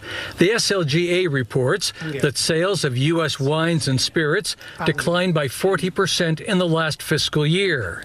Still, retailers defend giving consumers a choice. It's worked out pretty well. We really want to make sure that the customer has the option to purchase American liquor if they want. We have had the wine section decreased quite a bit. There's been a lack of demand for the U.S. wines, especially the California wines, and we've expanded the Canadian wines as a result. Declining sales of U.S. wine has prompted the co-op to reduce shelf space and allocate more for Canadian product. However, demand for American bourbon remains strong because there are few alternatives. So we had a few occasions of customers coming in and buying a full case of Jack Daniels or Jim Beam. Those are the more popular ones. So yeah, that was a strong sign for us that the product is still in demand. So we need to keep stocking them. In a written statement, the Saskatchewan government said it is up to consumers to determine if they want to purchase U.S. produced alcohol. Keeping American liquor on the shelves has not won Saskatchewan any favors when it comes to Trump tariffs. Tariffs are imposed on the nation as a whole, but it could count for something when Saskatchewan producers go looking for new American customers. Wayne Mantika, CTV News, Regina. Saskatoon police investigating that city's 9th homicide of the year, and that, for more information, we turn things over to Jeremy Dodge. What's going on up there? Well, Daryl, police responded to a welfare check about 7:30 Tuesday morning at an apartment in the 2300 block of 17th Street West. A 27-year-old man was found dead. An autopsy confirmed the manner of death to be homicide. The Major Crimes Unit's investigating. Anyone with information is asked to contact police or Crime Stoppers. A 7-year-old boy in Saskatoon is being called a hero after alerting his elderly neighbors of a fire next door. Jace was playing in his front yard along Avenue B North a couple of weeks ago when he saw flames coming from the house next door. So he ran 2 houses down and alerted his neighbor, Connie Seibel. Seibel says it was her and her 91-year-old mother with limited mobility. And because of his bravery, they made it out safely. And me and my brother shot it together.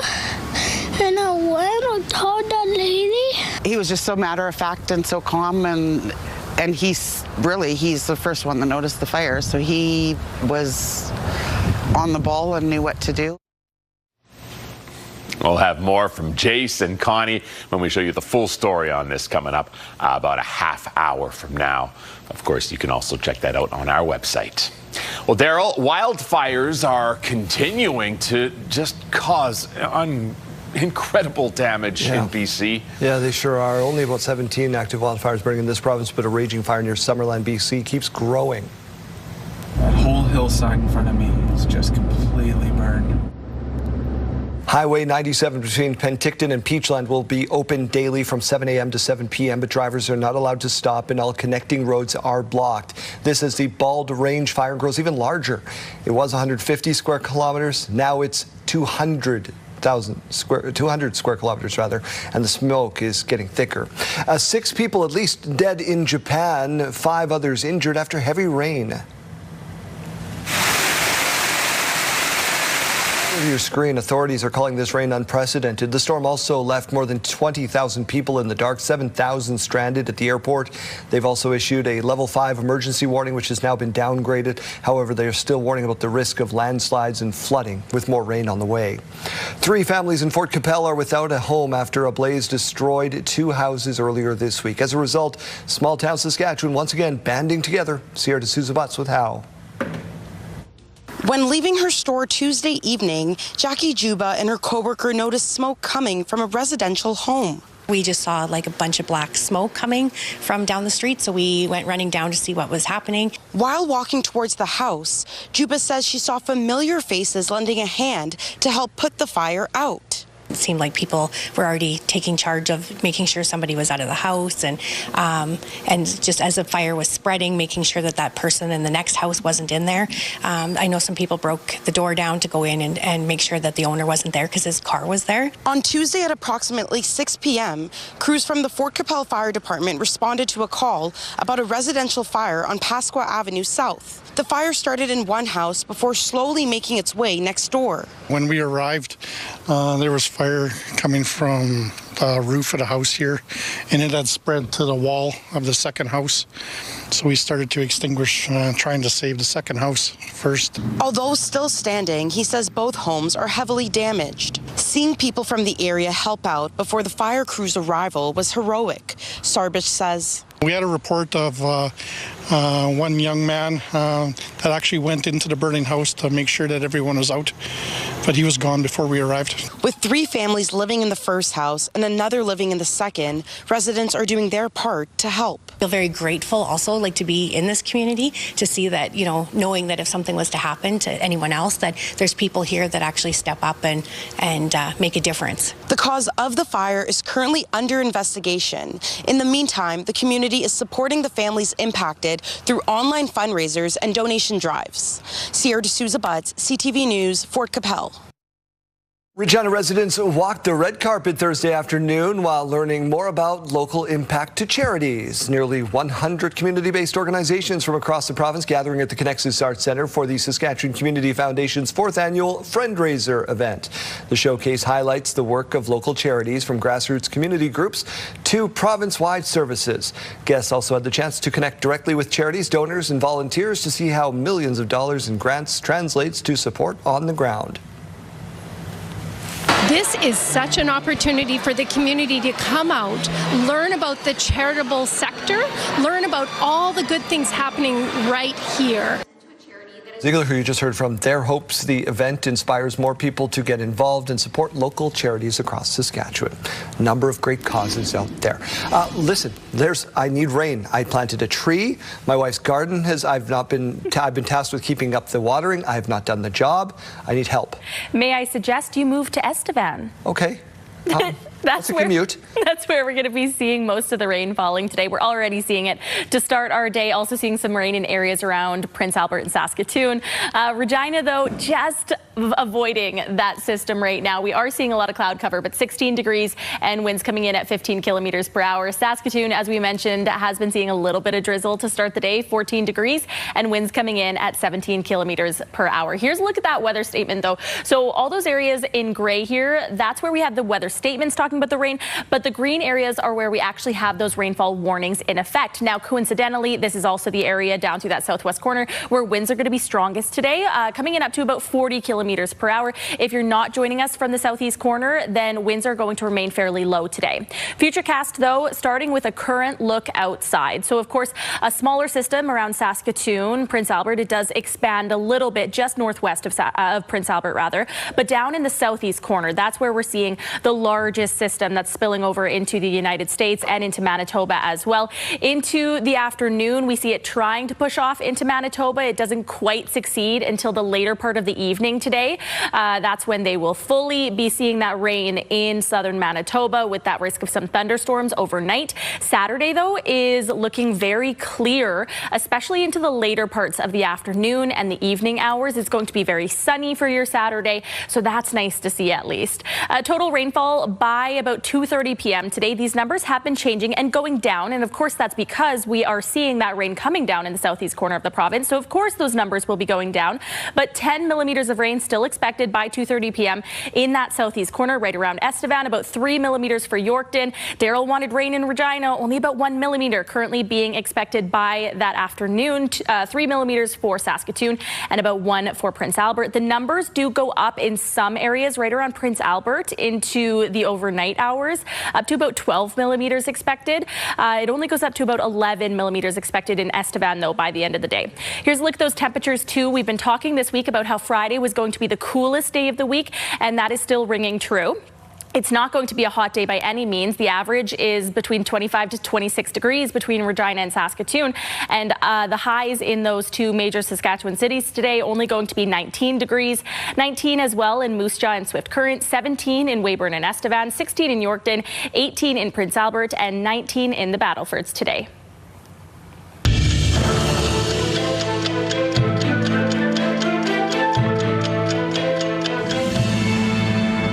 This day in history, August 14th, 1880, construction of the iconic cathedral in Cologne, Germany was completed. Work originally started in 1248. Took a couple years. August 14th, 2016, Usain Bolt won the 100-meter dash at the Summer Olympics in Rio. He became the first person to win this event at 3 consecutive Olympic Games.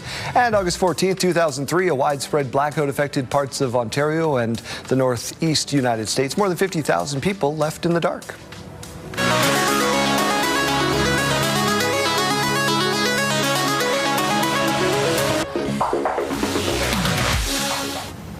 So the words seniors and parkour don't always go together, unless maybe you put the words please don't try in between. But this class in Singapore is defying convention. Check it out. Now, they're not out jumping out of buildings or climbing over walls or dumpsters or whatever. What they're doing is practicing exercises and movement aimed at improving balance and fitness.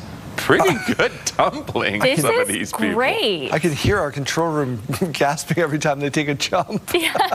You'd be frightened, but... Yeah, no, like they're in great shape. They're keeping up. This is what you got to do, right? You got to keep active. You got to keep your bone density up. Movement and all medicine. of them are going to live to 110 because they are keeping their bodies active. That's what it is. That's what it is. Our question of the day, we're talking about, speaking of activities, your Rider Game Day tradition. We've got a few texts on the old text line at 10400. That's right. I want to start off with some photos. This one came in for Bentley saying for road games, my roomie and I got our rider gear on and settled in to watch. There we go. Isn't that sweet? It's a rough pal to keep her up. Thank you so much for sending that one in, Bentley. Love to see those photos. Very Jeremy sweet. dog hates it. Jeremy hates when dogs are dressed up. We think it's cute. We also had Tracy saying my rider tradition is to yell "Go Riders" and wave to my husband as he goes out the door to go to the game, and of course watch the green and white in my big comfy chair. You don't go. You send him, you don't go. Okay. I'd say some people don't like crowds. I can respect and some that. people like the commentary too. Yeah. Stacy saying wear my rider gear all day, make chicken wings, nachos, and veggies, and dip every game. Cheers loud, go Riders. Susan saying early 2000s hotel bar in small town Saskatchewan, locals dressed in green and white, big screen TV, grassroots rider pride. I love that they're still doing that in community halls and stuff across the state. Absolutely. I think we have one more answer coming up here, maybe. Drum roll, please. Oh, we don't. All right, never mind. It did not make its way in. Thank you so much for everybody who answered our question of the day, though.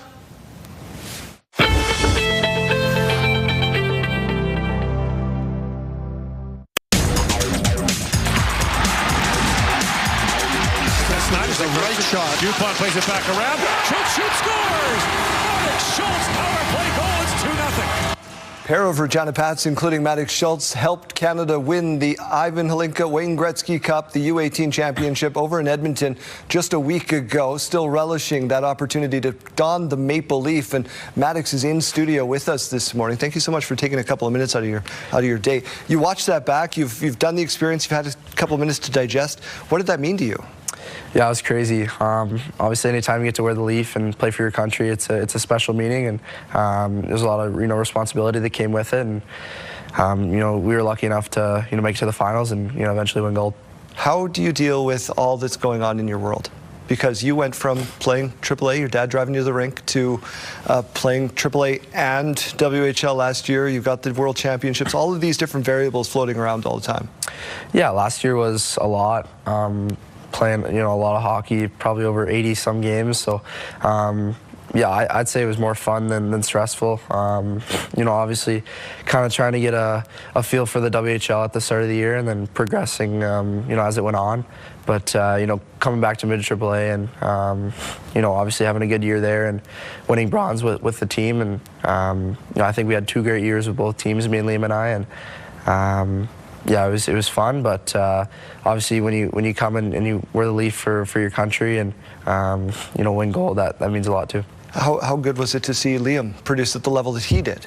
Yeah, he was unbelievable. When you have a friend like that excel like that, like he did, and play to the best of his ability, I thought that's the best hockey he's ever played. So he's been great in the summer and stuff, and yeah, he's really taken a step. He might want to wear 23 when he comes back instead of 13 the way he's scoring. My goodness. You got a brand new head coach for the Regina Pats. Have you had an opportunity to talk to him about expectations and those kinds of things? Yeah, a few times. I've been to lunch with him with the general manager and the assistant general manager. So yeah, I've got to meet him, and he seems like a great guy. Seems like he really knows what he's doing. So I'm really excited for this year and what he brings to our team. How do you shut out the outside noise? Because all through this tournament, you have people talking about NHL drafts and maybe college and maybe this and maybe that. How do you just focus on playing the game? You're still a 16-year-old guy.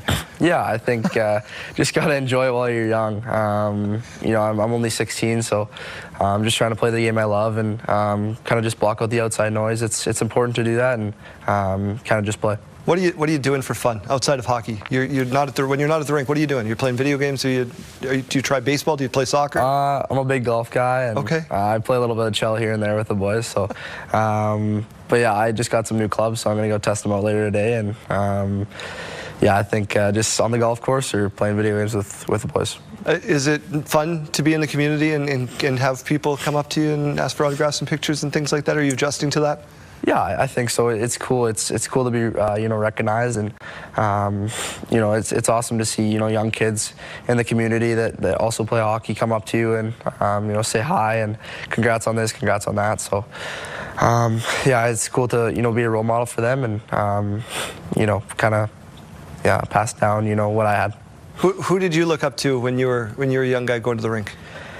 Was it Connor, or was it younger than that? Was it Sammy Steele? Yeah, probably Sam Steele. When I was really young, he was a big role model for me. I used to go to a lot of Pats games, so watching him, do what he did and then eventually make it to the NHL was something special. And as I got older, I started to watch more of Connor Bedard, and what he did for the Pats was crazy. What he did for the city was awesome, and super cool to see him excel right now. You probably got 3 ice times and 2 workouts to get to, so we'll let you do that, Maddox. Thank you so much, and congratulations on gold. Thank you for having me.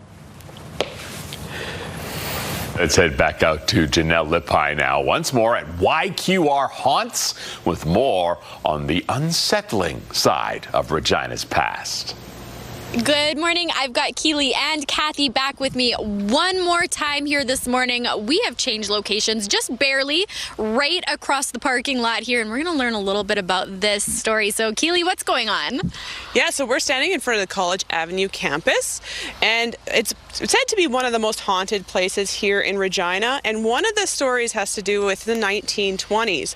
So there was it was a high school at that time, and there was an outbreak of the typhoid, which is what happens when you drink unpasteurized milk. Quite a few people got sick.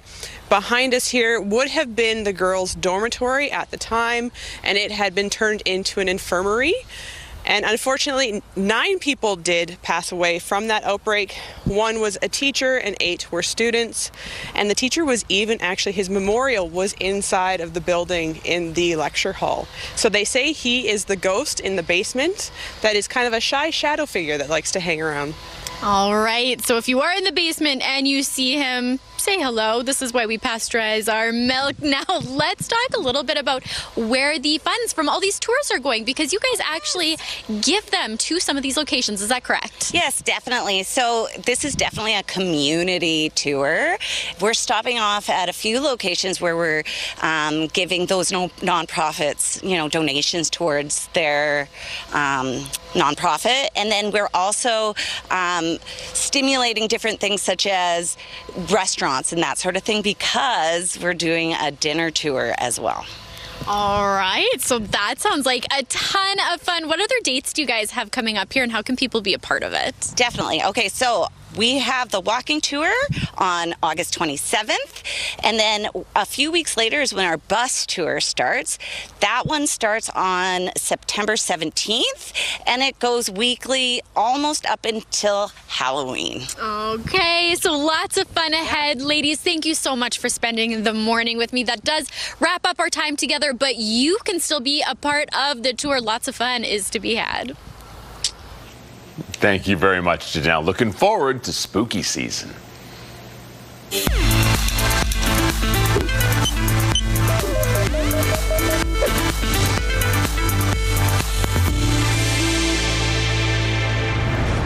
With recent stats showing a sharp increase in overnight calls for help to Kids Help Phone, an Ontario couple's doing its part to help raise awareness and money. Pauline Chan met with them. A rousing welcome from Kids Help Phone staff in Toronto as Rich and Pam Eram ride up to their University Avenue offices.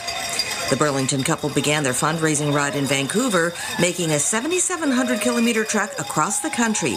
Pam's connection to the 24/7 youth mental health service began during the pandemic when she couldn't work as a youth social worker. And I was really missing making that connection and my sense of purpose. So I immediately reached out to Kids Help Phone to become a crisis volunteer. Hi, you've reached Kids Help Phone.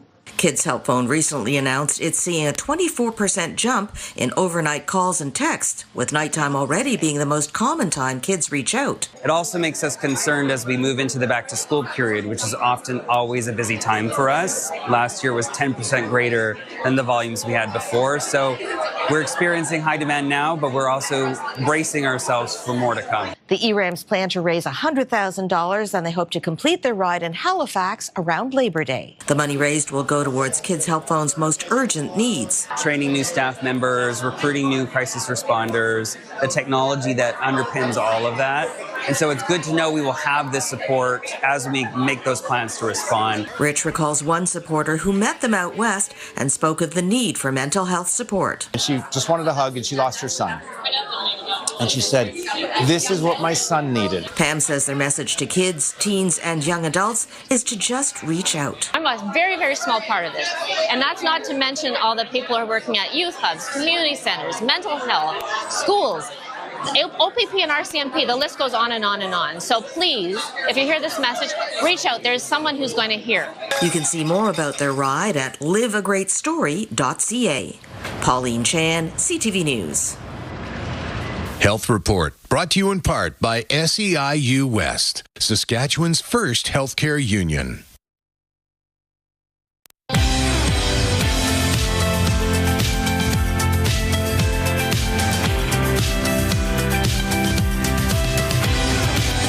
I'll say good morning. It is 8:30. Let's get to your headlines. Construction has started on what could become the world's largest uranium mine.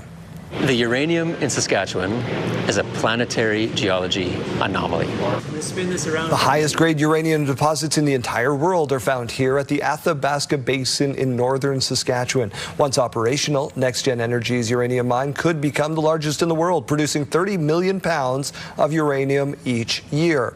Construction is expected to take 4 years, and the workforce will more than triple during that time, employing more than 1,000 people. It could have been a lot worse on Tuesday. An elevated scaffolding platform crashing down onto the street below in downtown Regina, resulting in 2 injuries. But if it happened a few seconds earlier, a BC woman visiting her husband working in the city would have been directly underneath. Jacob Carr reports. Claire Johnstone had a near brush with disaster on Tuesday. That afternoon, her near 6-month-old son Teo was ill, and as Johnstone was loading him into the family car to head to the hospital, she narrowly avoided a falling brick caused by a collapsing scaffolding platform from several stories above, all captured on the vehicle's dash cam. It's timestamped, so you can see that my door is just about to be closed, and you can see the shadow of things that are falling, and it's in that same second. That messed me up more than anything. Johnstone says after what happened, it is hard not to believe in some sort of divine intervention. But at the same time, the incident has left her paranoid and on edge. She says she immediately thought of the Final Destination movies where one cheats death and then is subsequently hunted by it afterwards. I'm not gonna lie, that's not what went in my head.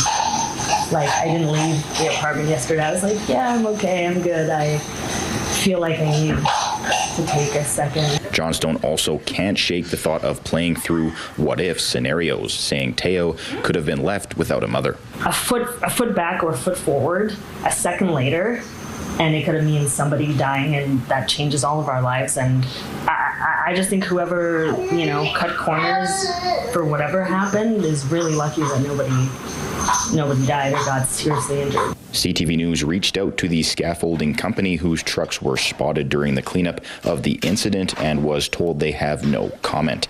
The incident is being investigated by Occupational Health and Safety. Construction was underway Thursday afternoon to fix some of the brickwork damaged in Tuesday's incident. And while the building will be repaired, for Johnstone and her family, she says some of the mental wounds from their near brush with death might never fully heal. Jacob Carr, CTV News, Regina. NDP leader Carla Beck joined the program earlier this morning to discuss how her party would address concerns over AI data centers in the province. We need to be thoughtful about where we're spending resources, about the environmental impact, what's happening with data, data sovereignty, and we need a government that is transparent and willing to have open houses to talk to people about what their concerns are and be transparent about how these decisions are made.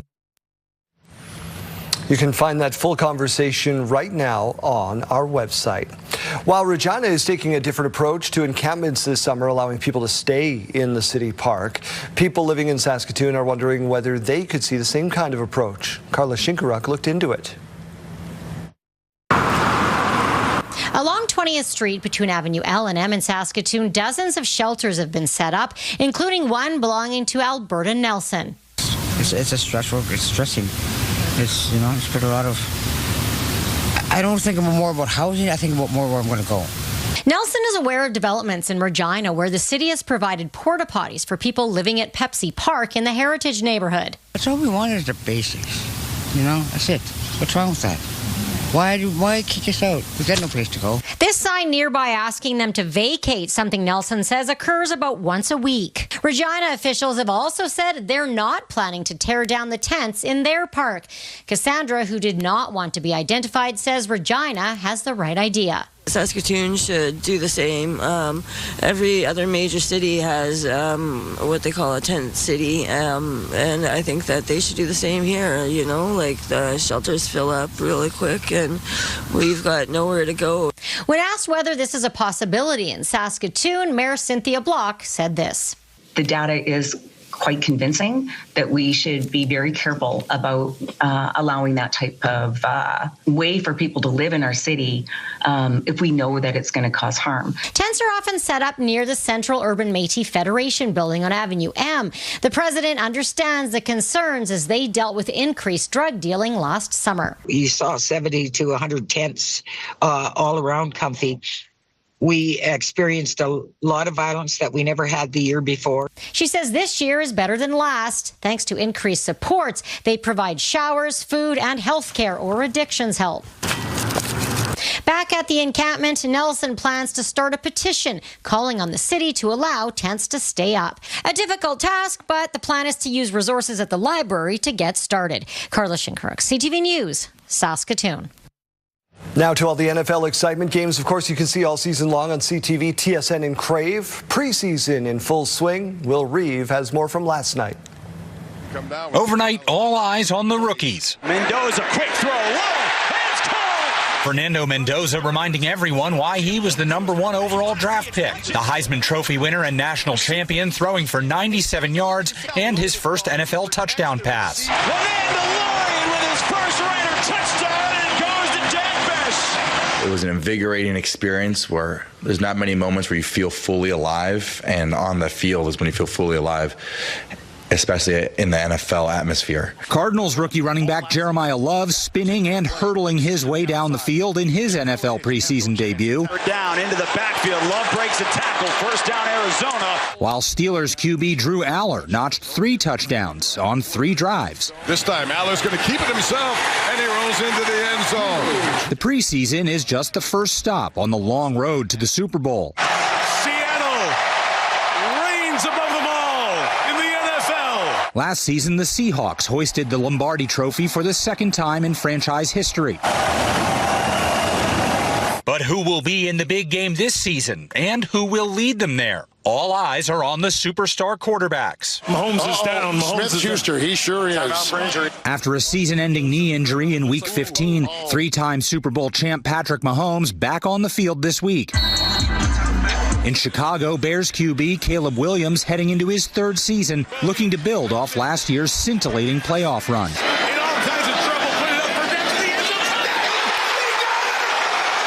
And the Buffalo Bills' Josh Allen, already a league MVP, telling NFL Network how he hopes to give his newborn daughter a childhood memory of his first Super Bowl win. Well, hopefully she's sitting there saying, this picture of you holding me on the field under the confetti is pretty cool. Yeah. So that's the vision that I have. Will Reeve, ABC News. Fall's not your thing, maybe volcanoes are. Italy's Mount Etna is erupting right now, and hikers are still flocking to the volcano to see the action up close. As you can see, they're extremely close to the lava flow as ash and rocks roll down its slope. Those that are already there were lucky to see Europe's highest volcano up close, but other potential visitors would have been out of luck because of canceled flights in the region. It started as a proposal and ended with a community rallying together. I looked down, and then all of a sudden the ring was not in its case. My first thought was definitely shock. I was like, no way, this has just happened. In Southampton, Ontario, shared this lovely moment on the beach, and then lost the ring. It slipped into the sand and they just couldn't find it. That's when several people joined in to help, even putting out a call online for those with metal detectors to come assist. More than an hour passed and it was starting to look bleak. It was getting dark, but they did finally find it. The couple says their first order of business is to have it resized.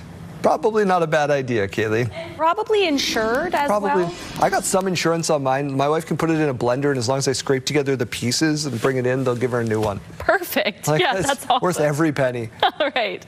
Let's get to our weather picture here. The morning view is looking a little bit cloudy to start the day in the Queen City. 16 degrees, though, so the temperature hasn't really been changing all morning long. The high today is only 19 degrees in Regina, so it's not even really going to be getting all that much warmer. We're still at 14 degrees in Saskatoon. We've still been seeing a little bit of precipitation in the areas around Saskatoon and Prince Albert to start the day. And of course, as we know, down through the southeast corner of the province as well. We are going to continue seeing that rain falling through the southeast corner into the afternoon. And we're also talking about the strongest wind gusts being through that southeast corner as well. We could be seeing them up to about 40 kilometers per hour. Other than that, though, especially the closer you are to the western border with Alberta, that's where the winds are going to remain very low today. Current temperatures now still in the single digits in Stony Rapids, 8 degrees, 17 though through La Ronge, 15 in Nipawin, 14 in Melfort, and 12 degrees in Hudson Bay. In the south now, 14 degrees in Yorkton and Weyburn, 15 in Estevan and Assiniboia, 16 in Moose Jaw, and 13 degrees to wake you up in East End.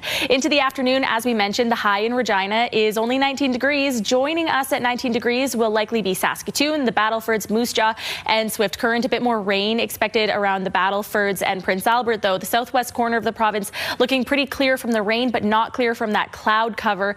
17 degrees in Weyburn and Estevan today. Again, that's where we're seeing most of the rain falling this afternoon. It's going to be pushing off into Manitoba into the evening hours today. 16 degrees in Yorkton with that cloud cover as well. Here's a look at that 7-day forecast. Saturday is actually looking very nice in Saskatchewan. We're seeing a lot of the rain from today clearing out. So a mix of sun and cloud. 23 degrees coming along with that in Regina. 25 on Sunday, 25 on Monday. However, Sunday could be seeing some rain in the evening hours into the overnight hours, clearing for Monday afternoon in the south. The central part of the province could still be seeing some rain on Monday afternoon. 22 on Tuesday, chance of rain, risk of thunderstorms. 24 on Wednesday with that risk of thunderstorms continuing, and 25 on Thursday with the mix of sun and cloud. Here's a look at Saskatoon, your 7-day forecast showing 22 degrees with mainly sunny skies tomorrow. 24 on Sunday. Again, a whole lot of sunshine for the early part of the day. Into the evening hours, could be seeing some rain on the way, continuing on through Monday afternoon with a risk of some thunderstorms. 22 degrees, 20 degrees on Tuesday, cloud cover on Wednesday, 24, and mainly sunny on Thursday, 25 degrees.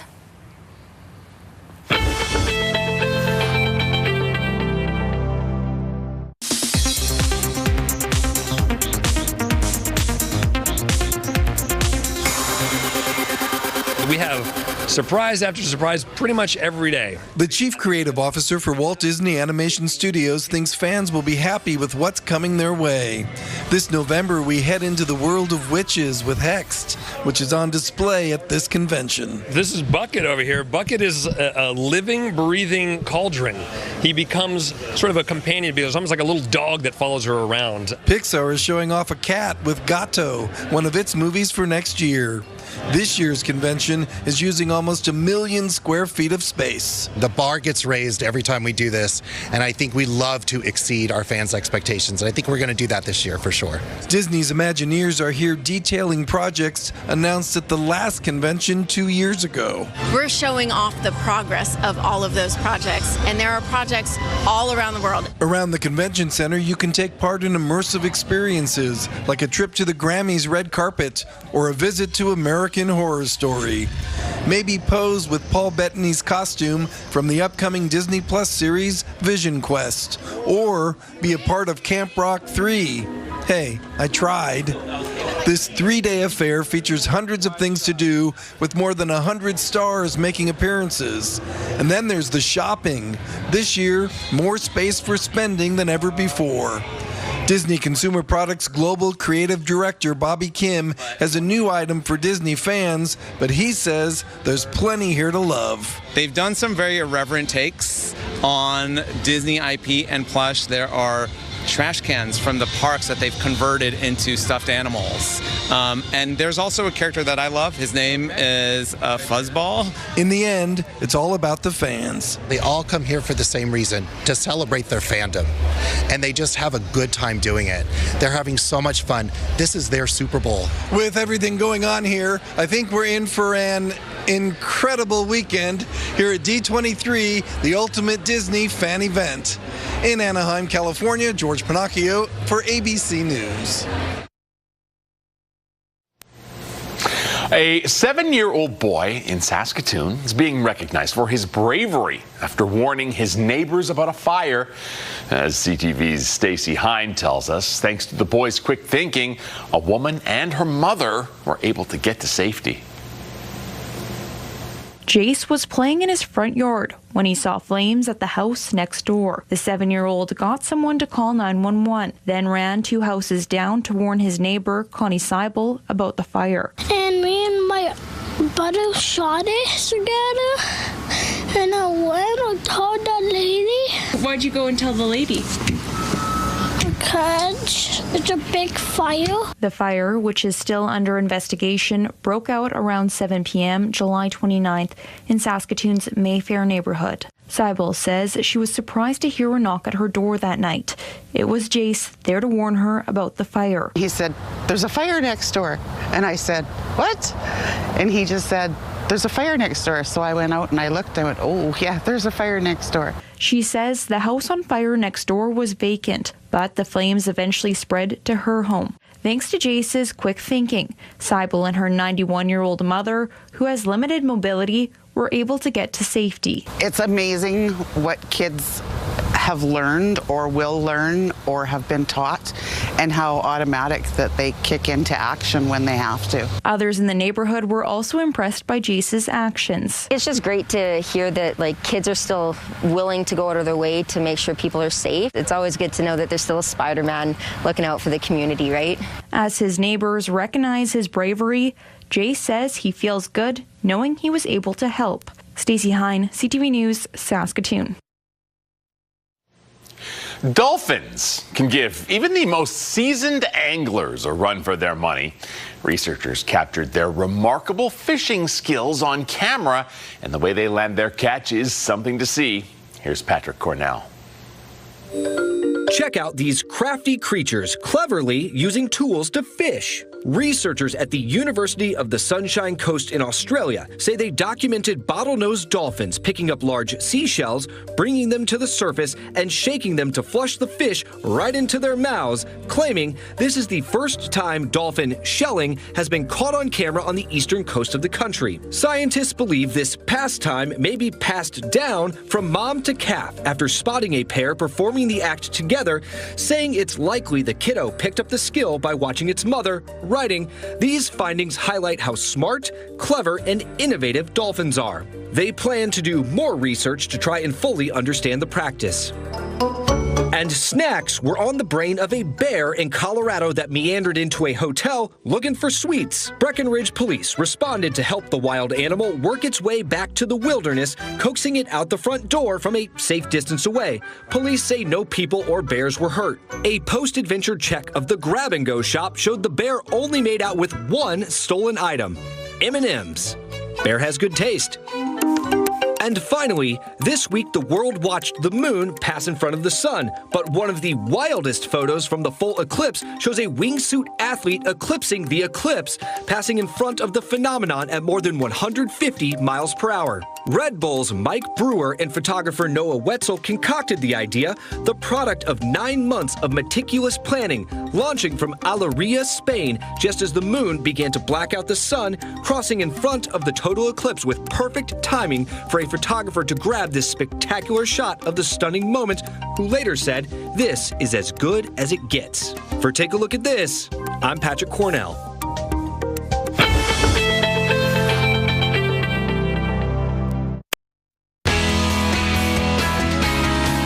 Hi, it's Chase from Pure Country Mornings. Back to countdown in this week's top 5. A new #1 and also new to the countdown, starting us off, Stella Lefty making her debut with Boston at number 5. A Big Drop was #1 last week. Now #4, it's Ella Langley and Morgan Wallen. I Can't Love You Anymore. I can't love you anymore. Kane Brown also dropping in the countdown. He's #3 with Woman. I got a woman right here in my hands. A big jump for Morgan Wallen, his second appearance on the countdown. Don't We is your runner-up this week. And a brand new #1 as she just became the youngest ever to be inducted into the Nashville Music Writers Hall of Fame. It is Taylor Swift. I Knew It, I Knew You is your #1 song. I knew it, I knew you. Thanks for counting down this week's top 5 with us. Catch these and the rest of your favorites with Pure Country 92.7. You can find us by downloading the free iHeartRadio app today.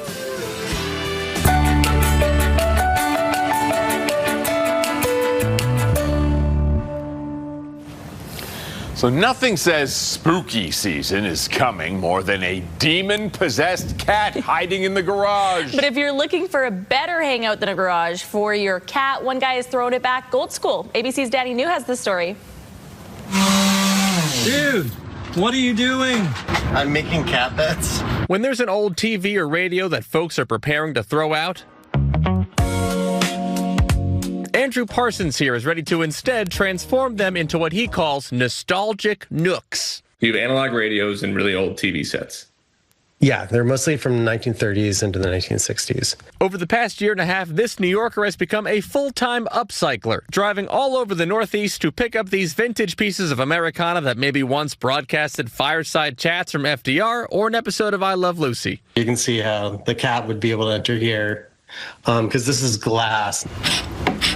This former journalist says this idea first came to him while he was perusing Facebook Marketplace. He saw a listing for a free TV and decided he wanted to do something with it, but not like some of the overly stylized examples he had seen online. Instead, you should lean into the beauty of this mid-century modern piece of furniture. So a friend of mine texted me and she told me she picked up some trash for me. Now it's gotten to the point where Andrew says he has about 50 to 60 old TV and radio sets just waiting for him, since each one takes about a week to construct. This one is a double-decker. And some, like this 1940s television set from Dumont, have enough room for a 2-story condo. See the framed pictures of your cats there. Really cute. And while Andrew says the reactions from his clients and their adorable pals has been a highlight for this new career path, he says his favorite part has actually been learning the family history that comes from each TV or radio he picks up. Every, piece has its own story. And to prevent waste and also preserve the use of these vintage items, Andrew has actually started selling some of these old TV and radio parts on eBay. In case you need a cathode ray tube. In New York, for ABC News, I'm Danny New. Nice way to upcycle. Yes, and speaking of upcycling, because the vintage TVs reminded me, I have been on a quest for months now, looking for one of those old vintage TVs with the VCRs built in. Does it have to be the Mickey Mouse one with the ears? No. Just any of those small TVs with the VCRs built in. I've been on the hunt for one, so send me an email. I will buy it off you. Somebody has one. Someone in Saskatchewan has one in their basement. I will buy it off you. Look at you. Other people just use Marketplace. You're like, I got a TV show. Please? All right, let's get to our sidebar.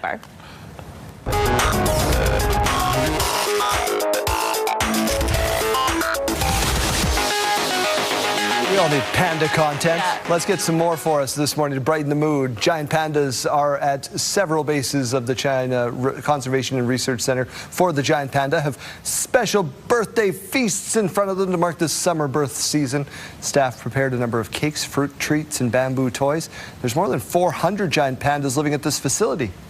Did they come out of being endangered? I think I heard that they're no longer endangered. I hope so. Yeah, beautiful. I think so. And I mean, more than 400 living at that facility. That's got to be great news. That's a lot of roly-poly. They fall and they crash into each other. That's got to be comedy. They are so silly. All right, a famous family of elephants also in China only getting bigger. The wild Asian elephant herd known as the short-nosed family is growing. The herd got global attention a few years ago for a 17-month-long trek across southwest China. At that time, it had 15 members. There's now 22 of them. News of the family's growth also came around the same time as World Elephant Day, which was earlier this week. Well, going on a journey, they packed their trunks, they're ready to go. Great news in animal conservation to end off our Friday. Do we have time for one more? No. We do not. Oh.